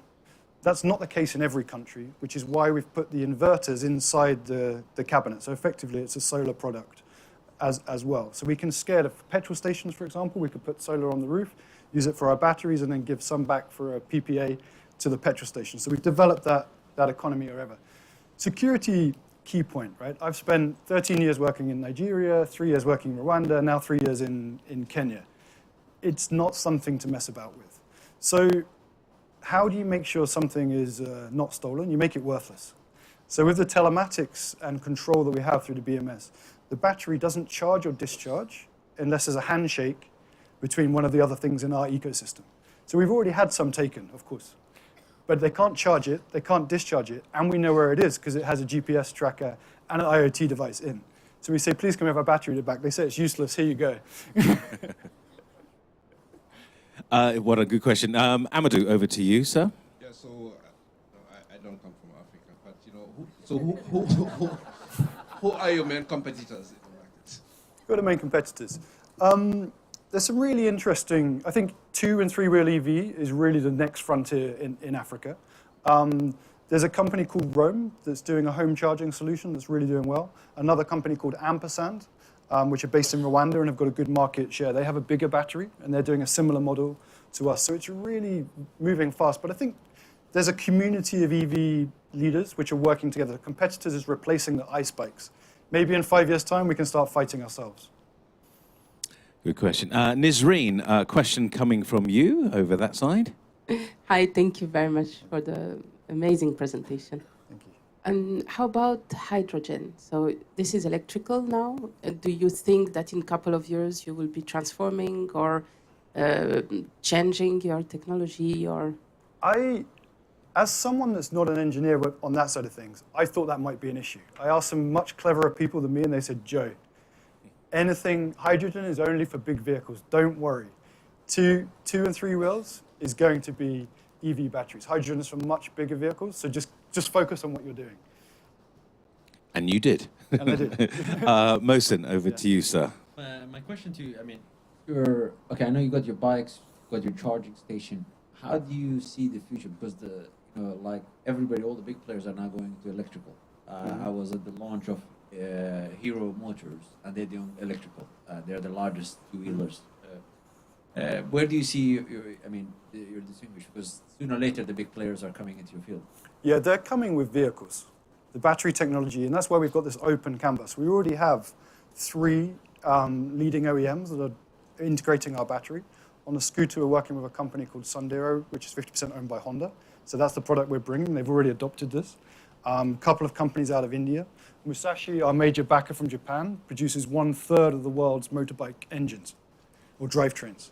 So we're really integrating into that large-scale global OEMs to come and bring this standard to Africa. That's what we're trying to do.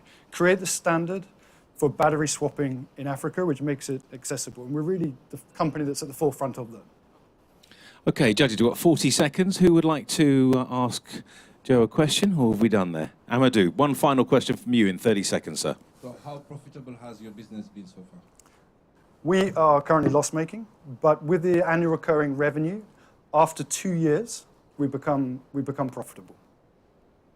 Okay, well, I don't think we can get a question in and a question out. Joe, thank you very much indeed. Round of applause for Joe and that great idea. Well done. I just had visions of Joe chasing people with his charging station, running off down the road. Bring it back, bring it back. Great question there, and well answered as well. Now, have we seen the winner? What do we think so far? Or have we saved the best till last? You guys are going to be the judges to that. And online, if you're watching, hello everybody, I haven't forgotten about you. In around about 8 weeks from now, one lucky contestant who's been one of these 3, or could it be Joe, or could it be our final entrepreneur, could be off to Valencia in Spain, where it's a bit colder than here. You might have to take a jumper. Definitely some shoes. And Ilya, you might need some socks, my friend. It's a bit chilly over there. Right, here we go to our last pitch for you today. We are going to welcome onto the stage Adi Goldman from Biotic, please. Over to you, Adi.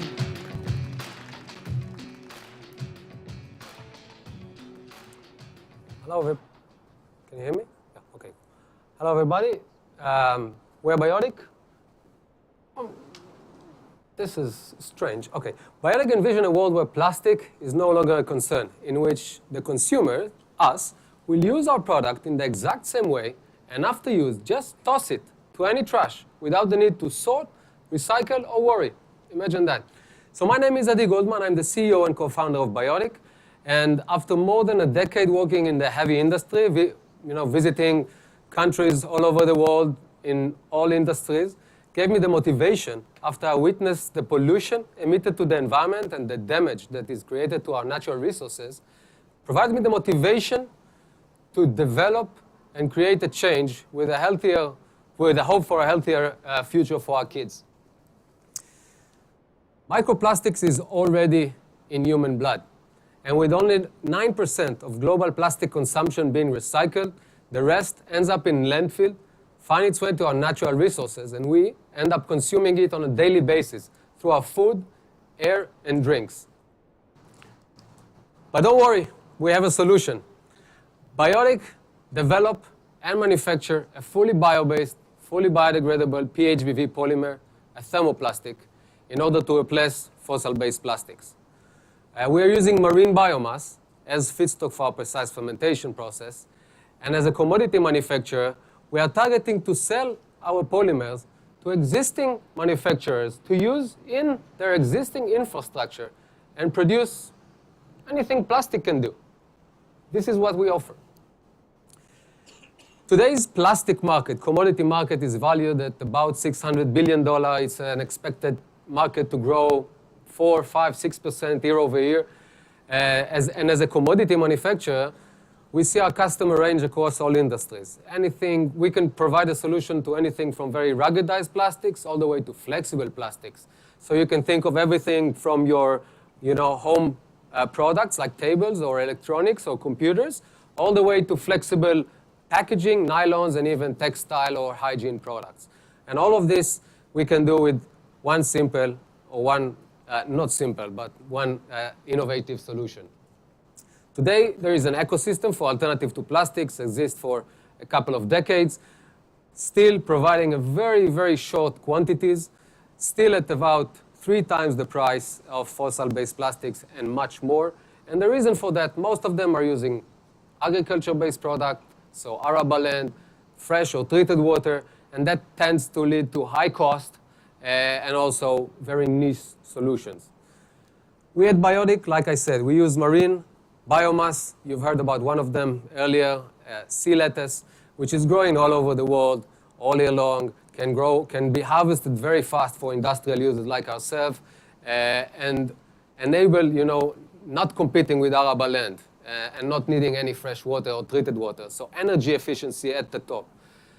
In addition to that, the processes that we have are energy efficient, reducing the cost drastically so that we can actually compare with fossil-based plastics, so the transition is immediate and seamless. It's not 3 or 4 times the price. Our product is a thermoplast. It fits existing production line, so there is no need to make any change in the production. It all looks the same, feels the same for the manufacturer and for the end user. But lastly, and most importantly, the product will biodegrade back into CO2 and water in any environment, in the ocean, in your trash, in soil, anywhere. We have a great team, a lot of PhDs, a lot of scientists, biologists, marine biologists, microbiologists, fermentation experts, industry, operation, finance. We do everything with this team that brings a lot of passion for the environment so that we can provide an innovative and acceptable solution to the market. We have done our first pre-seed round back in 2021, and this enabled us to establish our lab and do a lab-scale proof of concept together with partners. Last year, at the end of last year, we finalized our seed round, which enabled us to start the building of our pilot facility in Israel, where I come from, and that should be finished by the end of next week, and that will enable us scaling up to achieve market POC, which means we're working with corporate partners, working with them to make sure that the solution that we bring to them is what they need, what will fit the products that they need, and what will fit the cost that they are looking for, so that we will be able, by the end of this 2023, to start building our industrial scale facility to enable industrialization. We will have market proof of concept. That means that a company said that the product fit. It could be single-use plastic, it could be packaging, or it could be hygiene product. It doesn't matter. We have a lot of those. And once we have that, we know the size of the plant that we need to build, the size of the market that we already have in hand, and in the industrialization will be a simple, modular, and up to scale that will enable us by 2025 start generating revenue and a very, very fast scaling up from 2025 onwards. So we are always looking for corporate partnerships to make sure that whatever we bring into the market is a fit to the market. So we're happy to discuss with you. Thank you very much. Thank you very much, Adi. Well done, sir. Thank you very much. Now, judges, for the final time, I know it's very sad, your questions are going to be aimed at, he's behind me, Adi, for the final 7 minutes. Sorry, I wonder where you've gone then.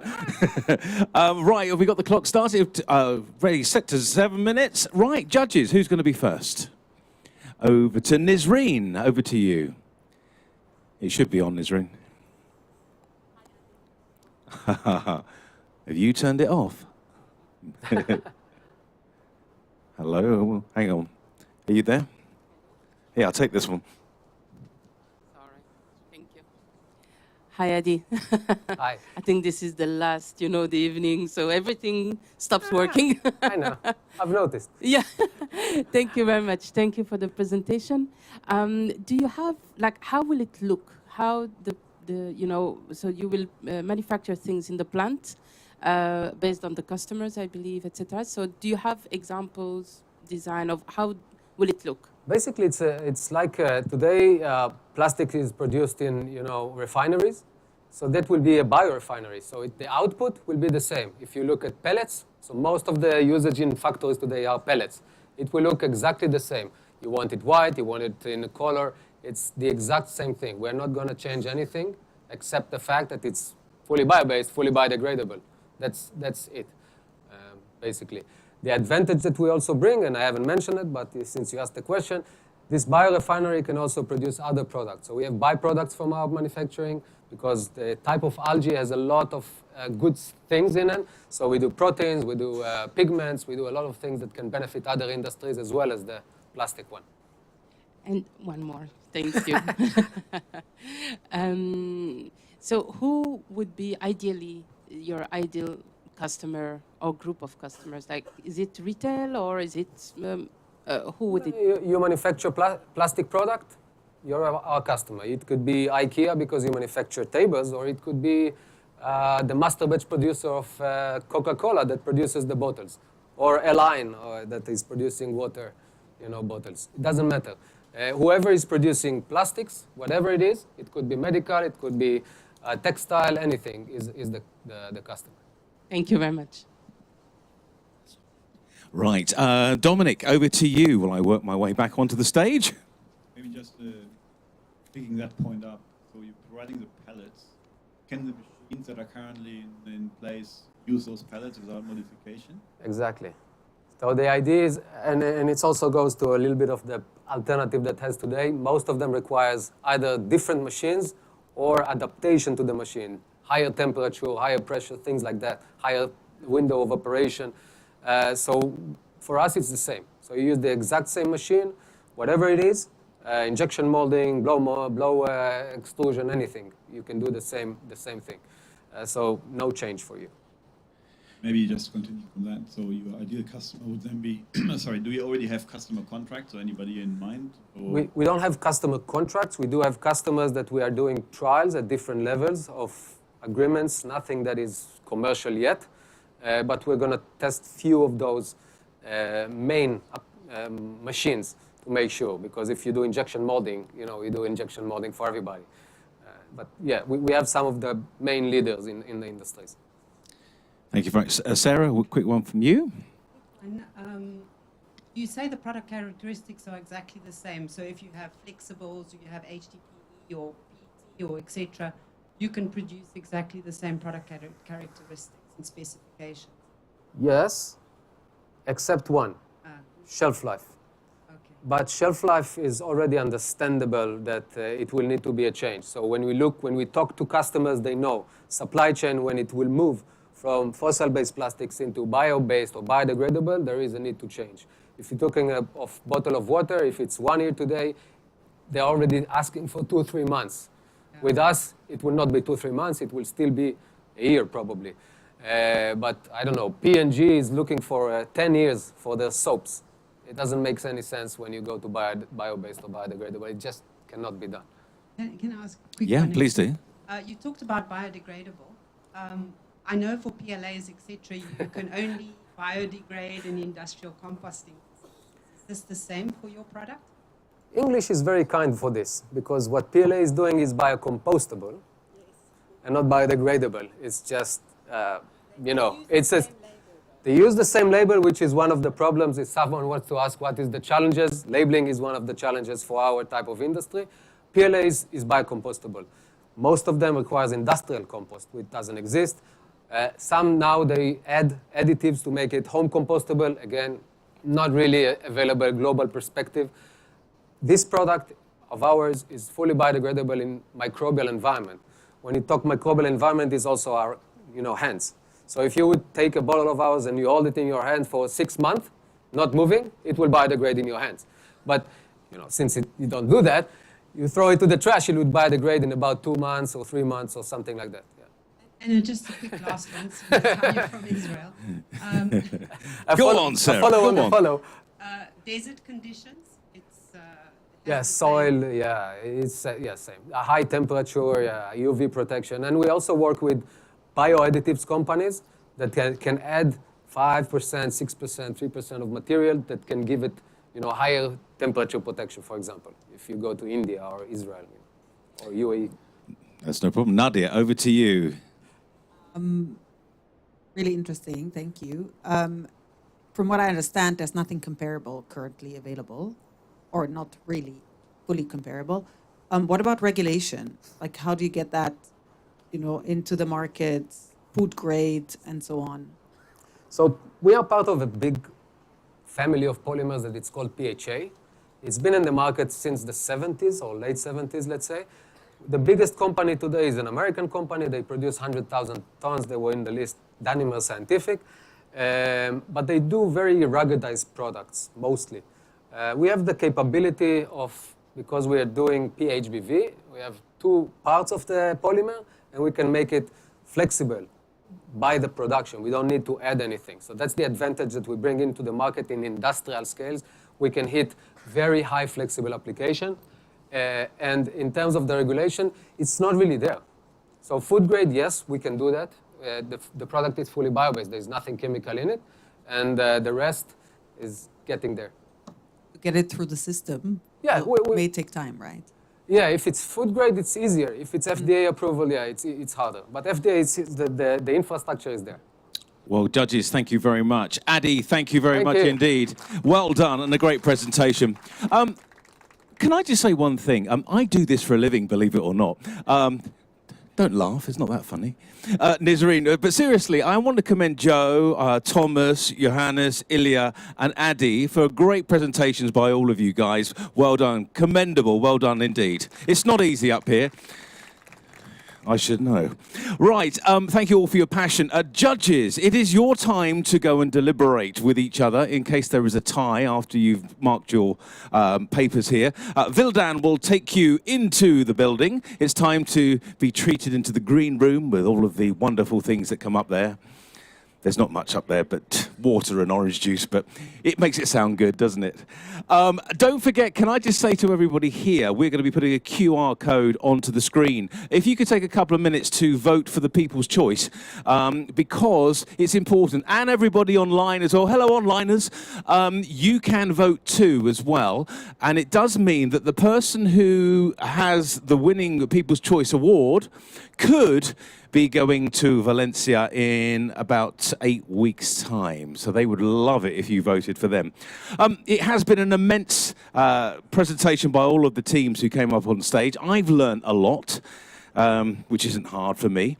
But judges, thank you again for your time. What I would like you guys to do now is enjoy chatting with each other, but enjoy the fabulous food on the barbecue that has been prepared for you. In the next 45 minutes, we'll be back here to see who will be the winner of this year's Fast Forward Challenge Sustainability Edition 2023, and also the People's Choice.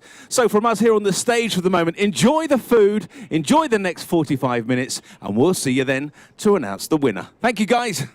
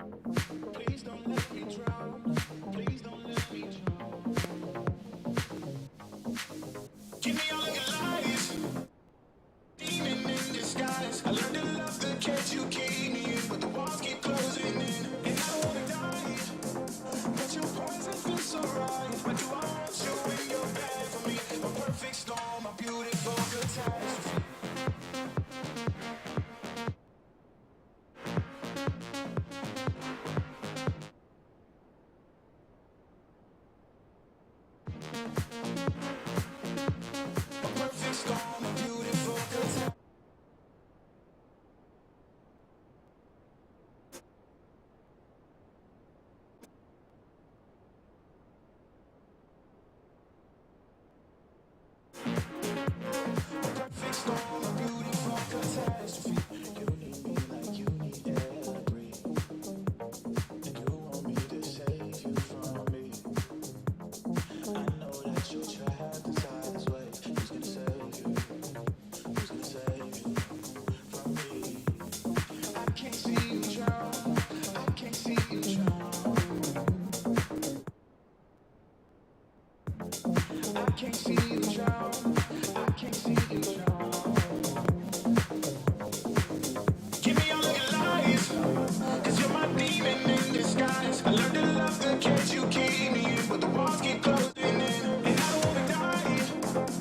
your poison feels so right. Why do I want you in your bed for me? A perfect storm, a beautiful catastrophe.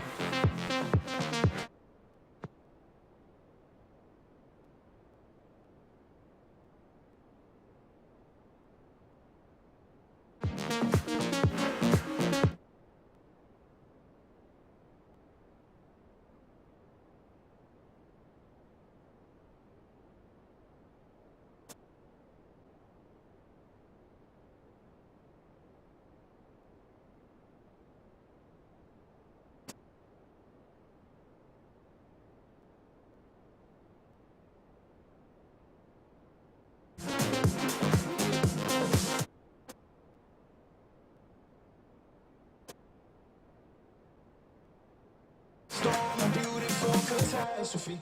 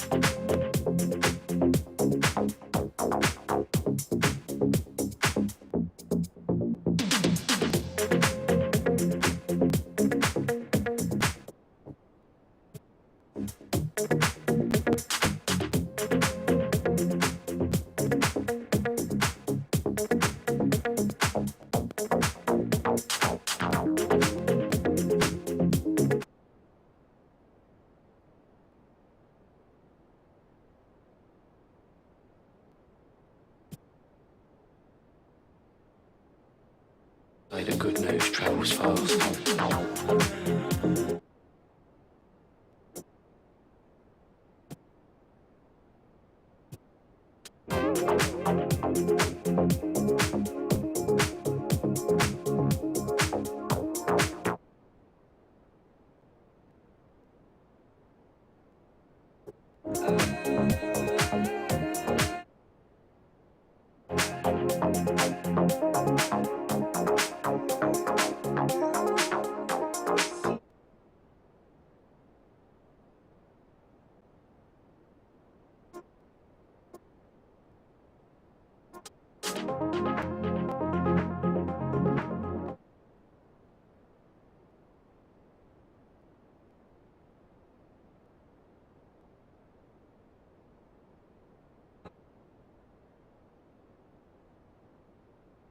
Say the good news travels fast.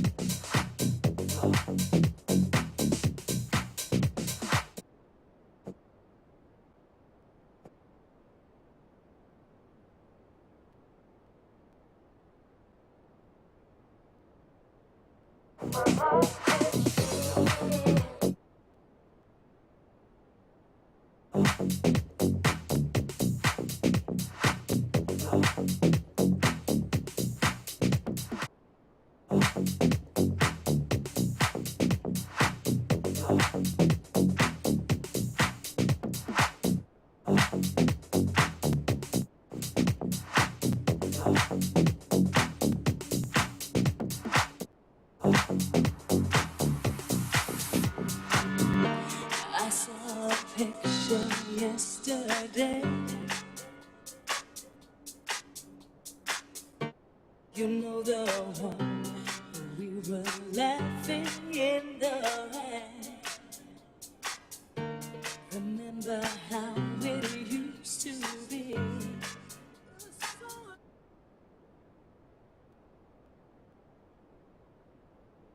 We're still in love with me, but you turned, and I start to cry.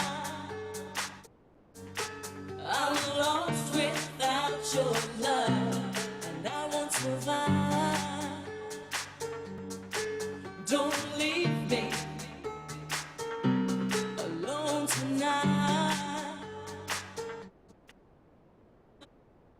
Without your love, and I won't survive. Don't leave me, 'cause I won't survive. I'm lost without your love, and I won't survive.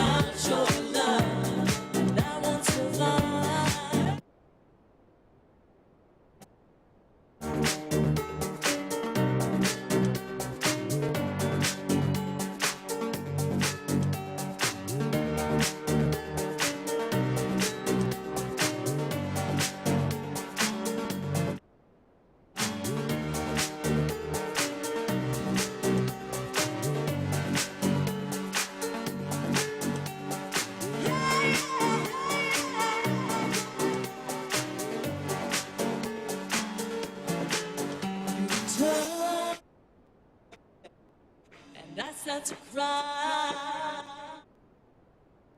I'm lost without your love, and I won't survive.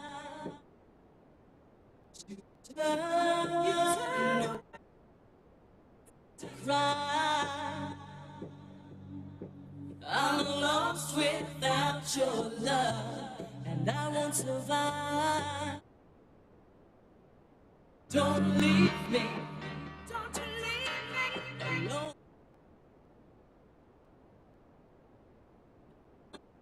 Without your love, and I won't survive. Leave me alone tonight. I'm lost your love, and I won't survive.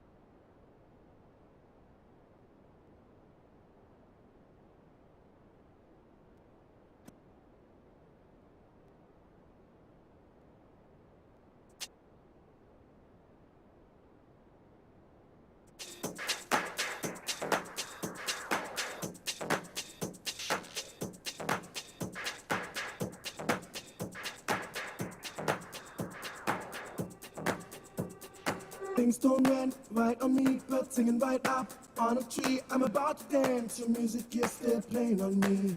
My heart is skipping beats, you're like a ghost caught in my dreams. When my tears fall free, just one more time, you and me. Things don't run right on me, but singing right up on a tree. I'm about to dance, your music is still playing on me. My heart is skipping beats, you're like a ghost caught in my dreams. When my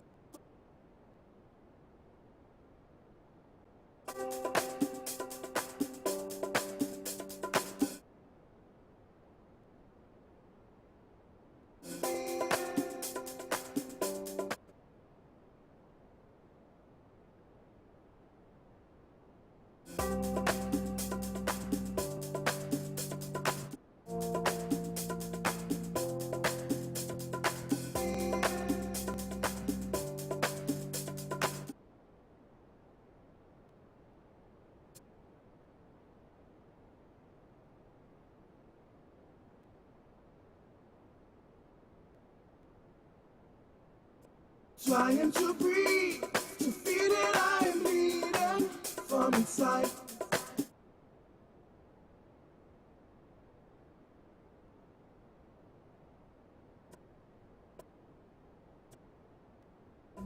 Trying to breathe, to feel that I am bleeding.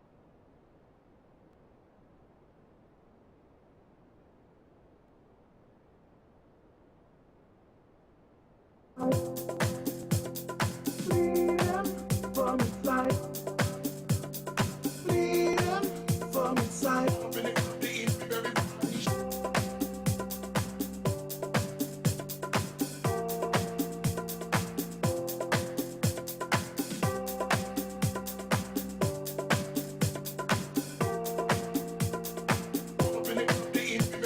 Things don't run right on me,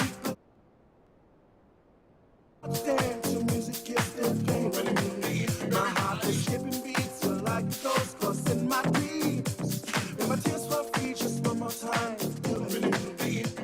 Things don't run right on me, but singing right.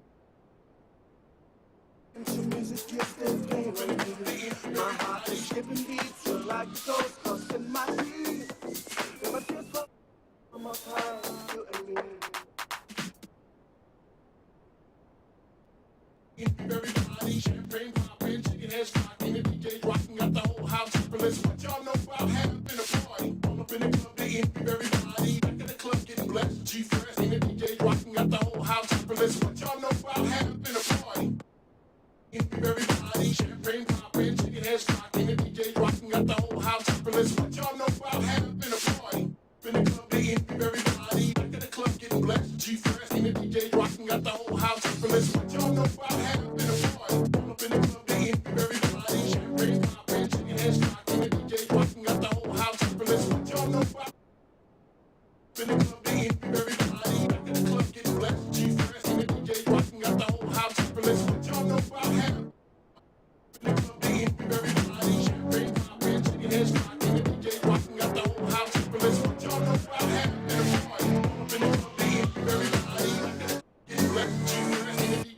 got the whole house up and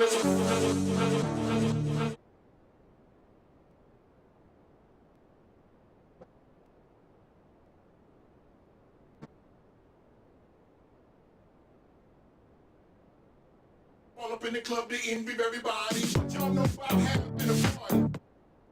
Everybody, champagne popping, chicken heads rocking, the DJ rocking, got the whole house up and listen. What y'all know about having a party? All up in the club, they envy everybody. Back in the club, getting blessed. G-Fresh, and the DJ rocking, got the whole house up and listen. What y'all know about having a party? All up in the club, they envy everybody. Champagne popping, chicken heads rocking, the DJ rocking, got the whole house up and listen. What y'all know about having everybody?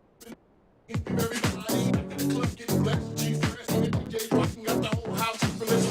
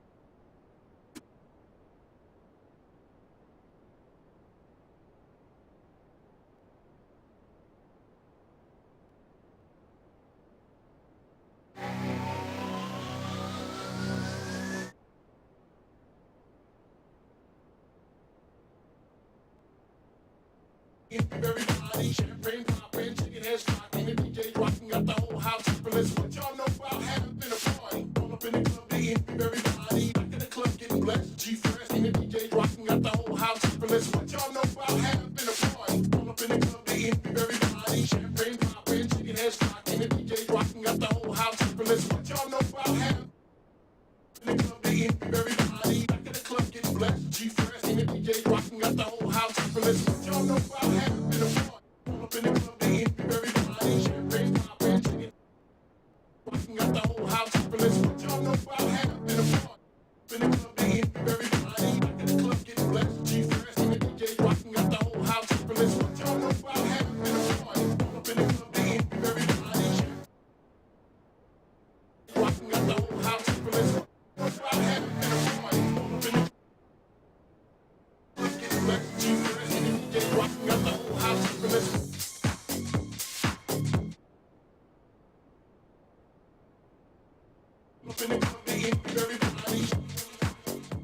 Well, good evening, everybody. I hope you're enjoying the fabulous food. Don't panic.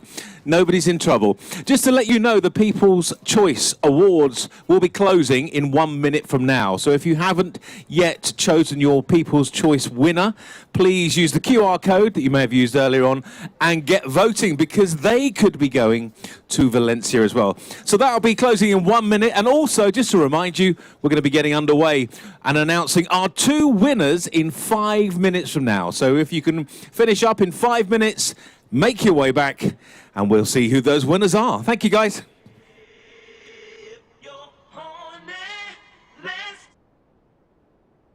Ride it, my saddle's waiting, coming.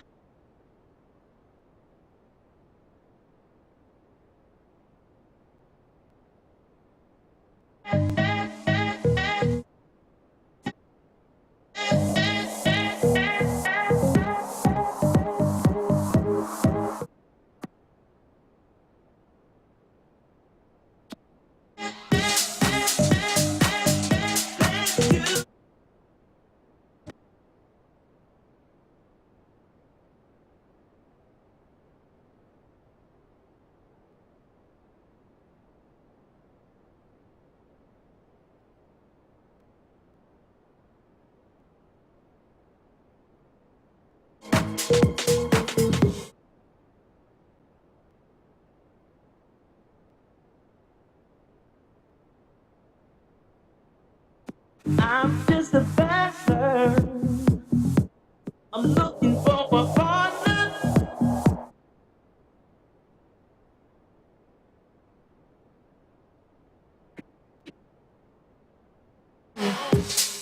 Gotta be good.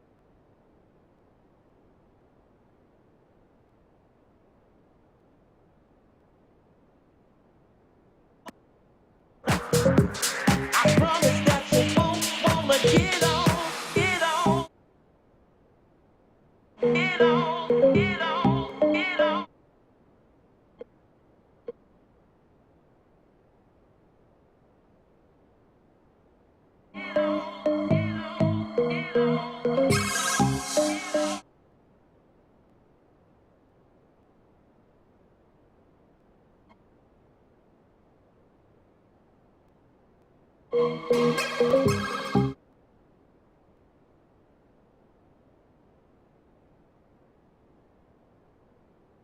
If you're horny, let's do it. Ride it, my pony. Waiting. Come for it.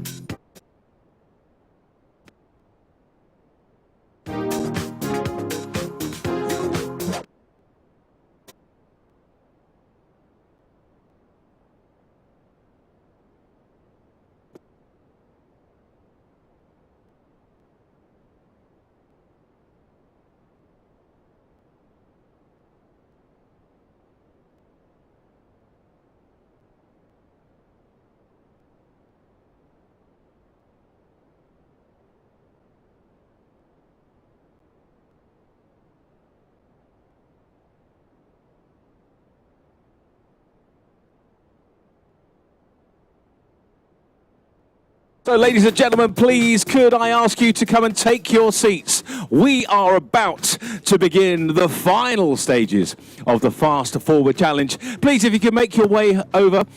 It won't be a long session, so if you haven't finished any of your food, you can come back to it. So please come and join us in the main area, and there will be dessert served after the awards as well, which I have the winners in my pocket right now. So please join us, we're underway.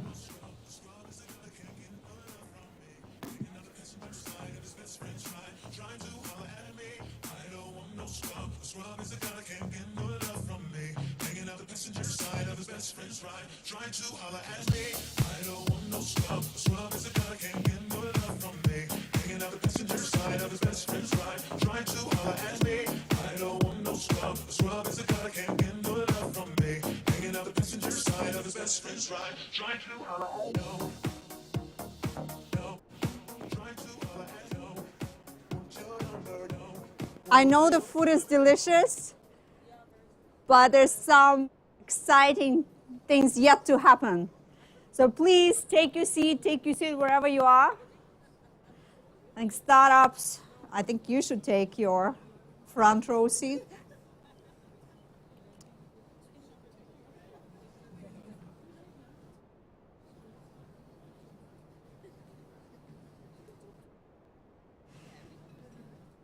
All right, Mosen, you don't need to take a seat. You come with me very soon on stage.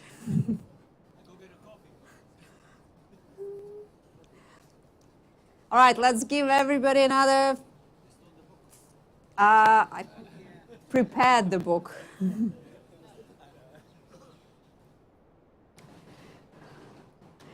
Okay, Lee, everybody's back from the back.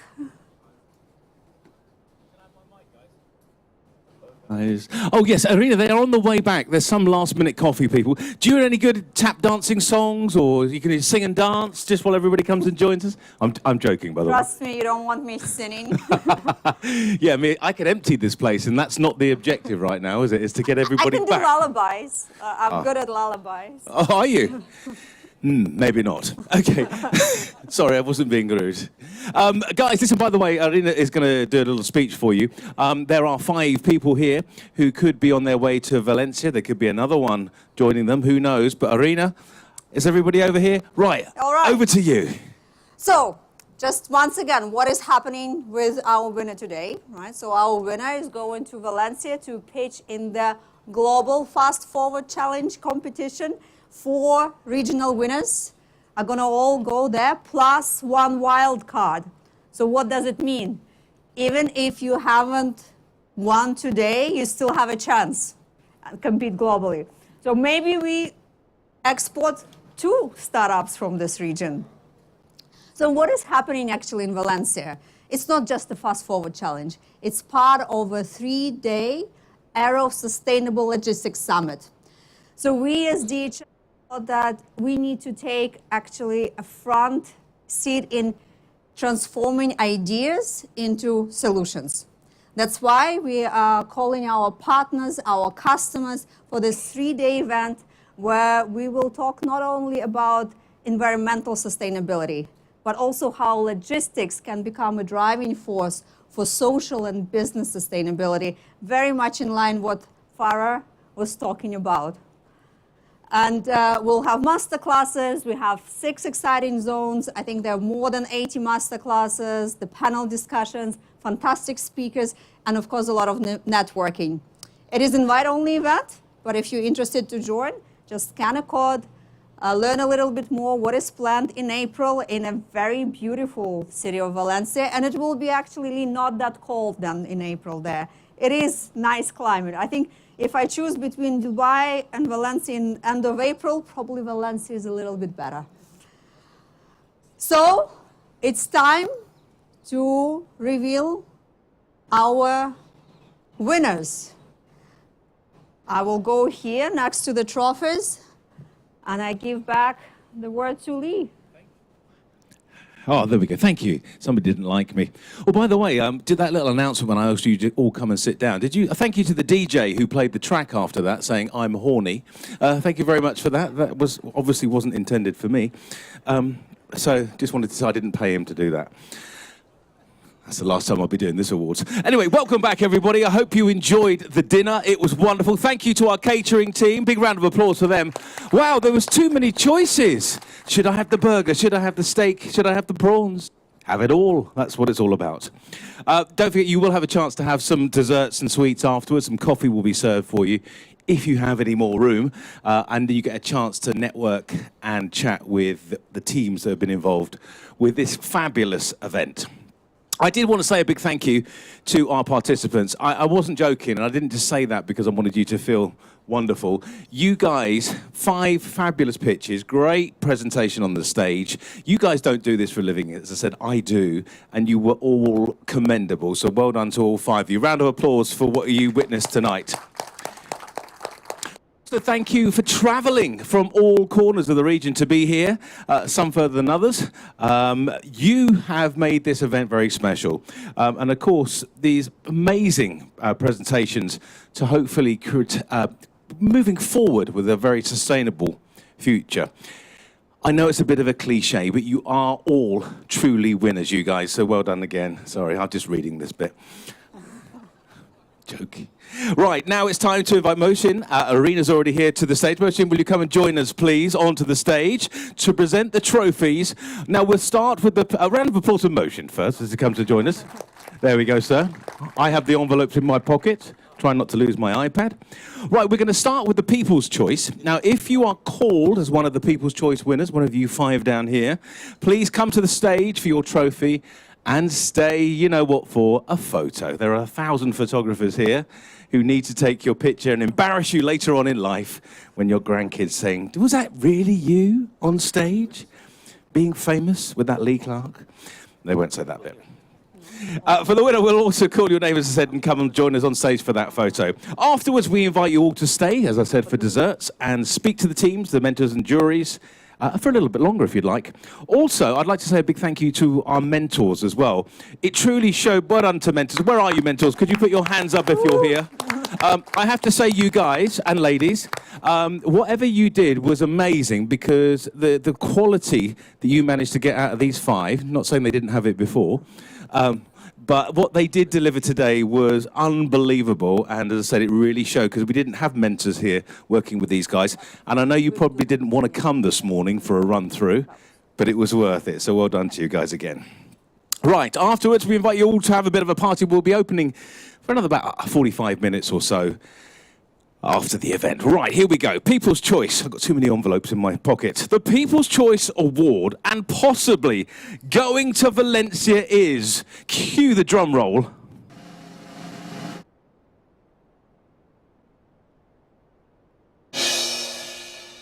Wow, that was good, wasn't it? Very dramatic. It sounds like from the Muppet Show. Right. Shows how old I am, huh? Biotic! Round of applause for you, People's Choice winner! We also give him a book.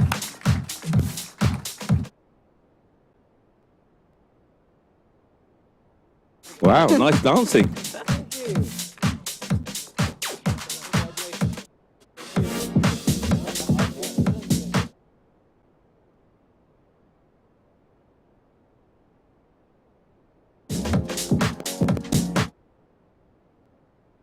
There's one more, wait. See? And this is also for you. There's Farah, you can get it. Farah, you can get her autograph. She'll sign it for you. She only charges 50 dirhams.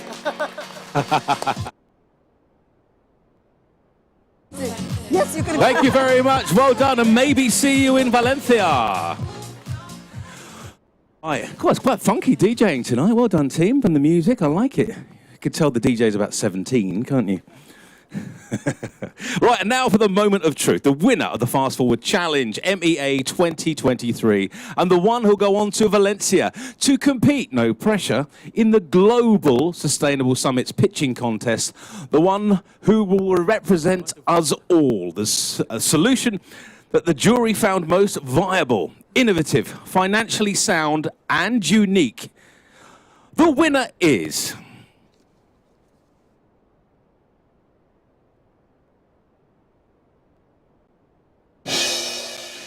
Well, I can tell you it's a guy.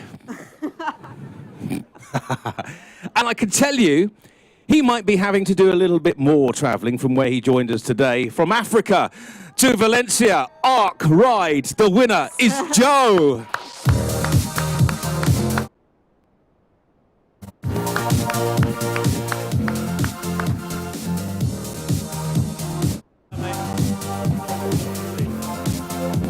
Here he is, your winner. Congratulations.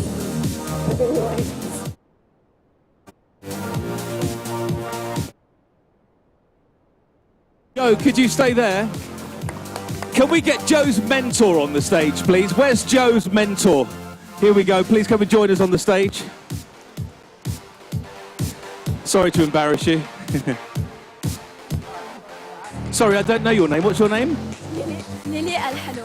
Lily, thank you very much, and well done with Joe.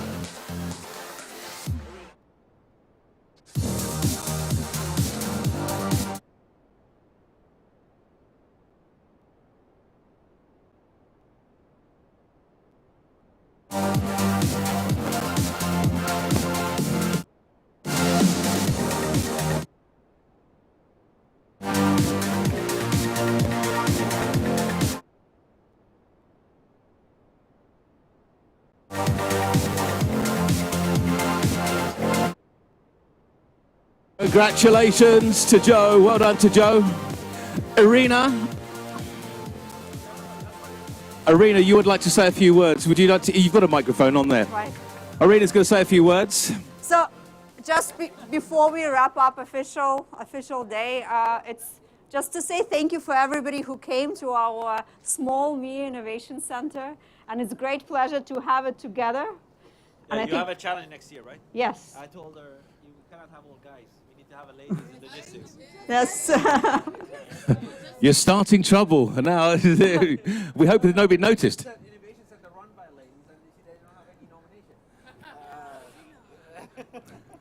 It was. Maybe we should do a special category. No. They got to compete. It's Compete. Equal. It's Okay, equal. okay, equal. I wouldn't want to be up against an angry woman. Definitely, I'd throw the towel in. Have the award. I'm joking. I also I didn't know, right? It's a great pleasure to also have a startup coming from Kenya. We've been with a team in Kenya this October and met with people, and it's just an amazing country with so much potential and such a hungry for innovation and new ideas. And I'm sure we're going to work also together in Kenya. And let's see, maybe we help you to fast forward your idea to the rest of the world. Let's hope so indeed. Well, listen, guys, thank you very much to one and all. Irina, Mohsin, the team, our mentors. Joe, well done to you. You've got to dust out your brolly and get ready for Valencia, because it's raining there, probably. It's Europe. Not very nice. I talk about the weather a lot, don't I? Ladies and gentlemen, thank you very much to everybody. Thank you very much, guys. Well, thank you to you, as Irina said. Thank you for coming. Thank you for everybody here. Thank you to our contestants. Great pitches, and I'm seriously, as I said. It concludes our second annual Fast Forward Challenge. It's been a pleasure to host it again this year. Whether I'll be back next year, who knows? Whether they'll ask me, that is. It's been a great pleasure to be with you today. Thank you to our judges. Well done, judges. Great questions. Thank you to our mentors. Thank you to our competitors. And thank you to everybody again. Thank you also to the team behind the scenes. All these guys over here are all part of DHL, and they've all made it a fabulous event. Thank you very much to all of you guys. Well done to everybody. Irina, of course, as well. And it's been an amazing event. And of course, all the team who've helped me with the words, or some of the words I say anyway. Thank you to the catering. But of course, we have had a lovely round of sponsors as well. And big thank you to Easy Dubai South, Logistics Middle East, Aloft Dubai South, and PwC Middle East for your support for this fabulous event. Thank you very much indeed. So, more food, yes. Tea and coffee and cake. I went into the office a minute ago and all the girls have got cake on their table. They were first into the cake, so I'm assuming there is some left. But ladies and gentlemen, thank you for your company tonight. Fast Forward Challenge 2023. We'll see you next year. And Lindsay, thank you very much for letting me host your awards as well again this year. Thank you very much, Lindsay. Thanks, guys. See you next year. Take care. I think we need to do another round for Lindsay. Yes. The brain behind the Fast Forward Challenge, the legs, the hands, everything. Thank you.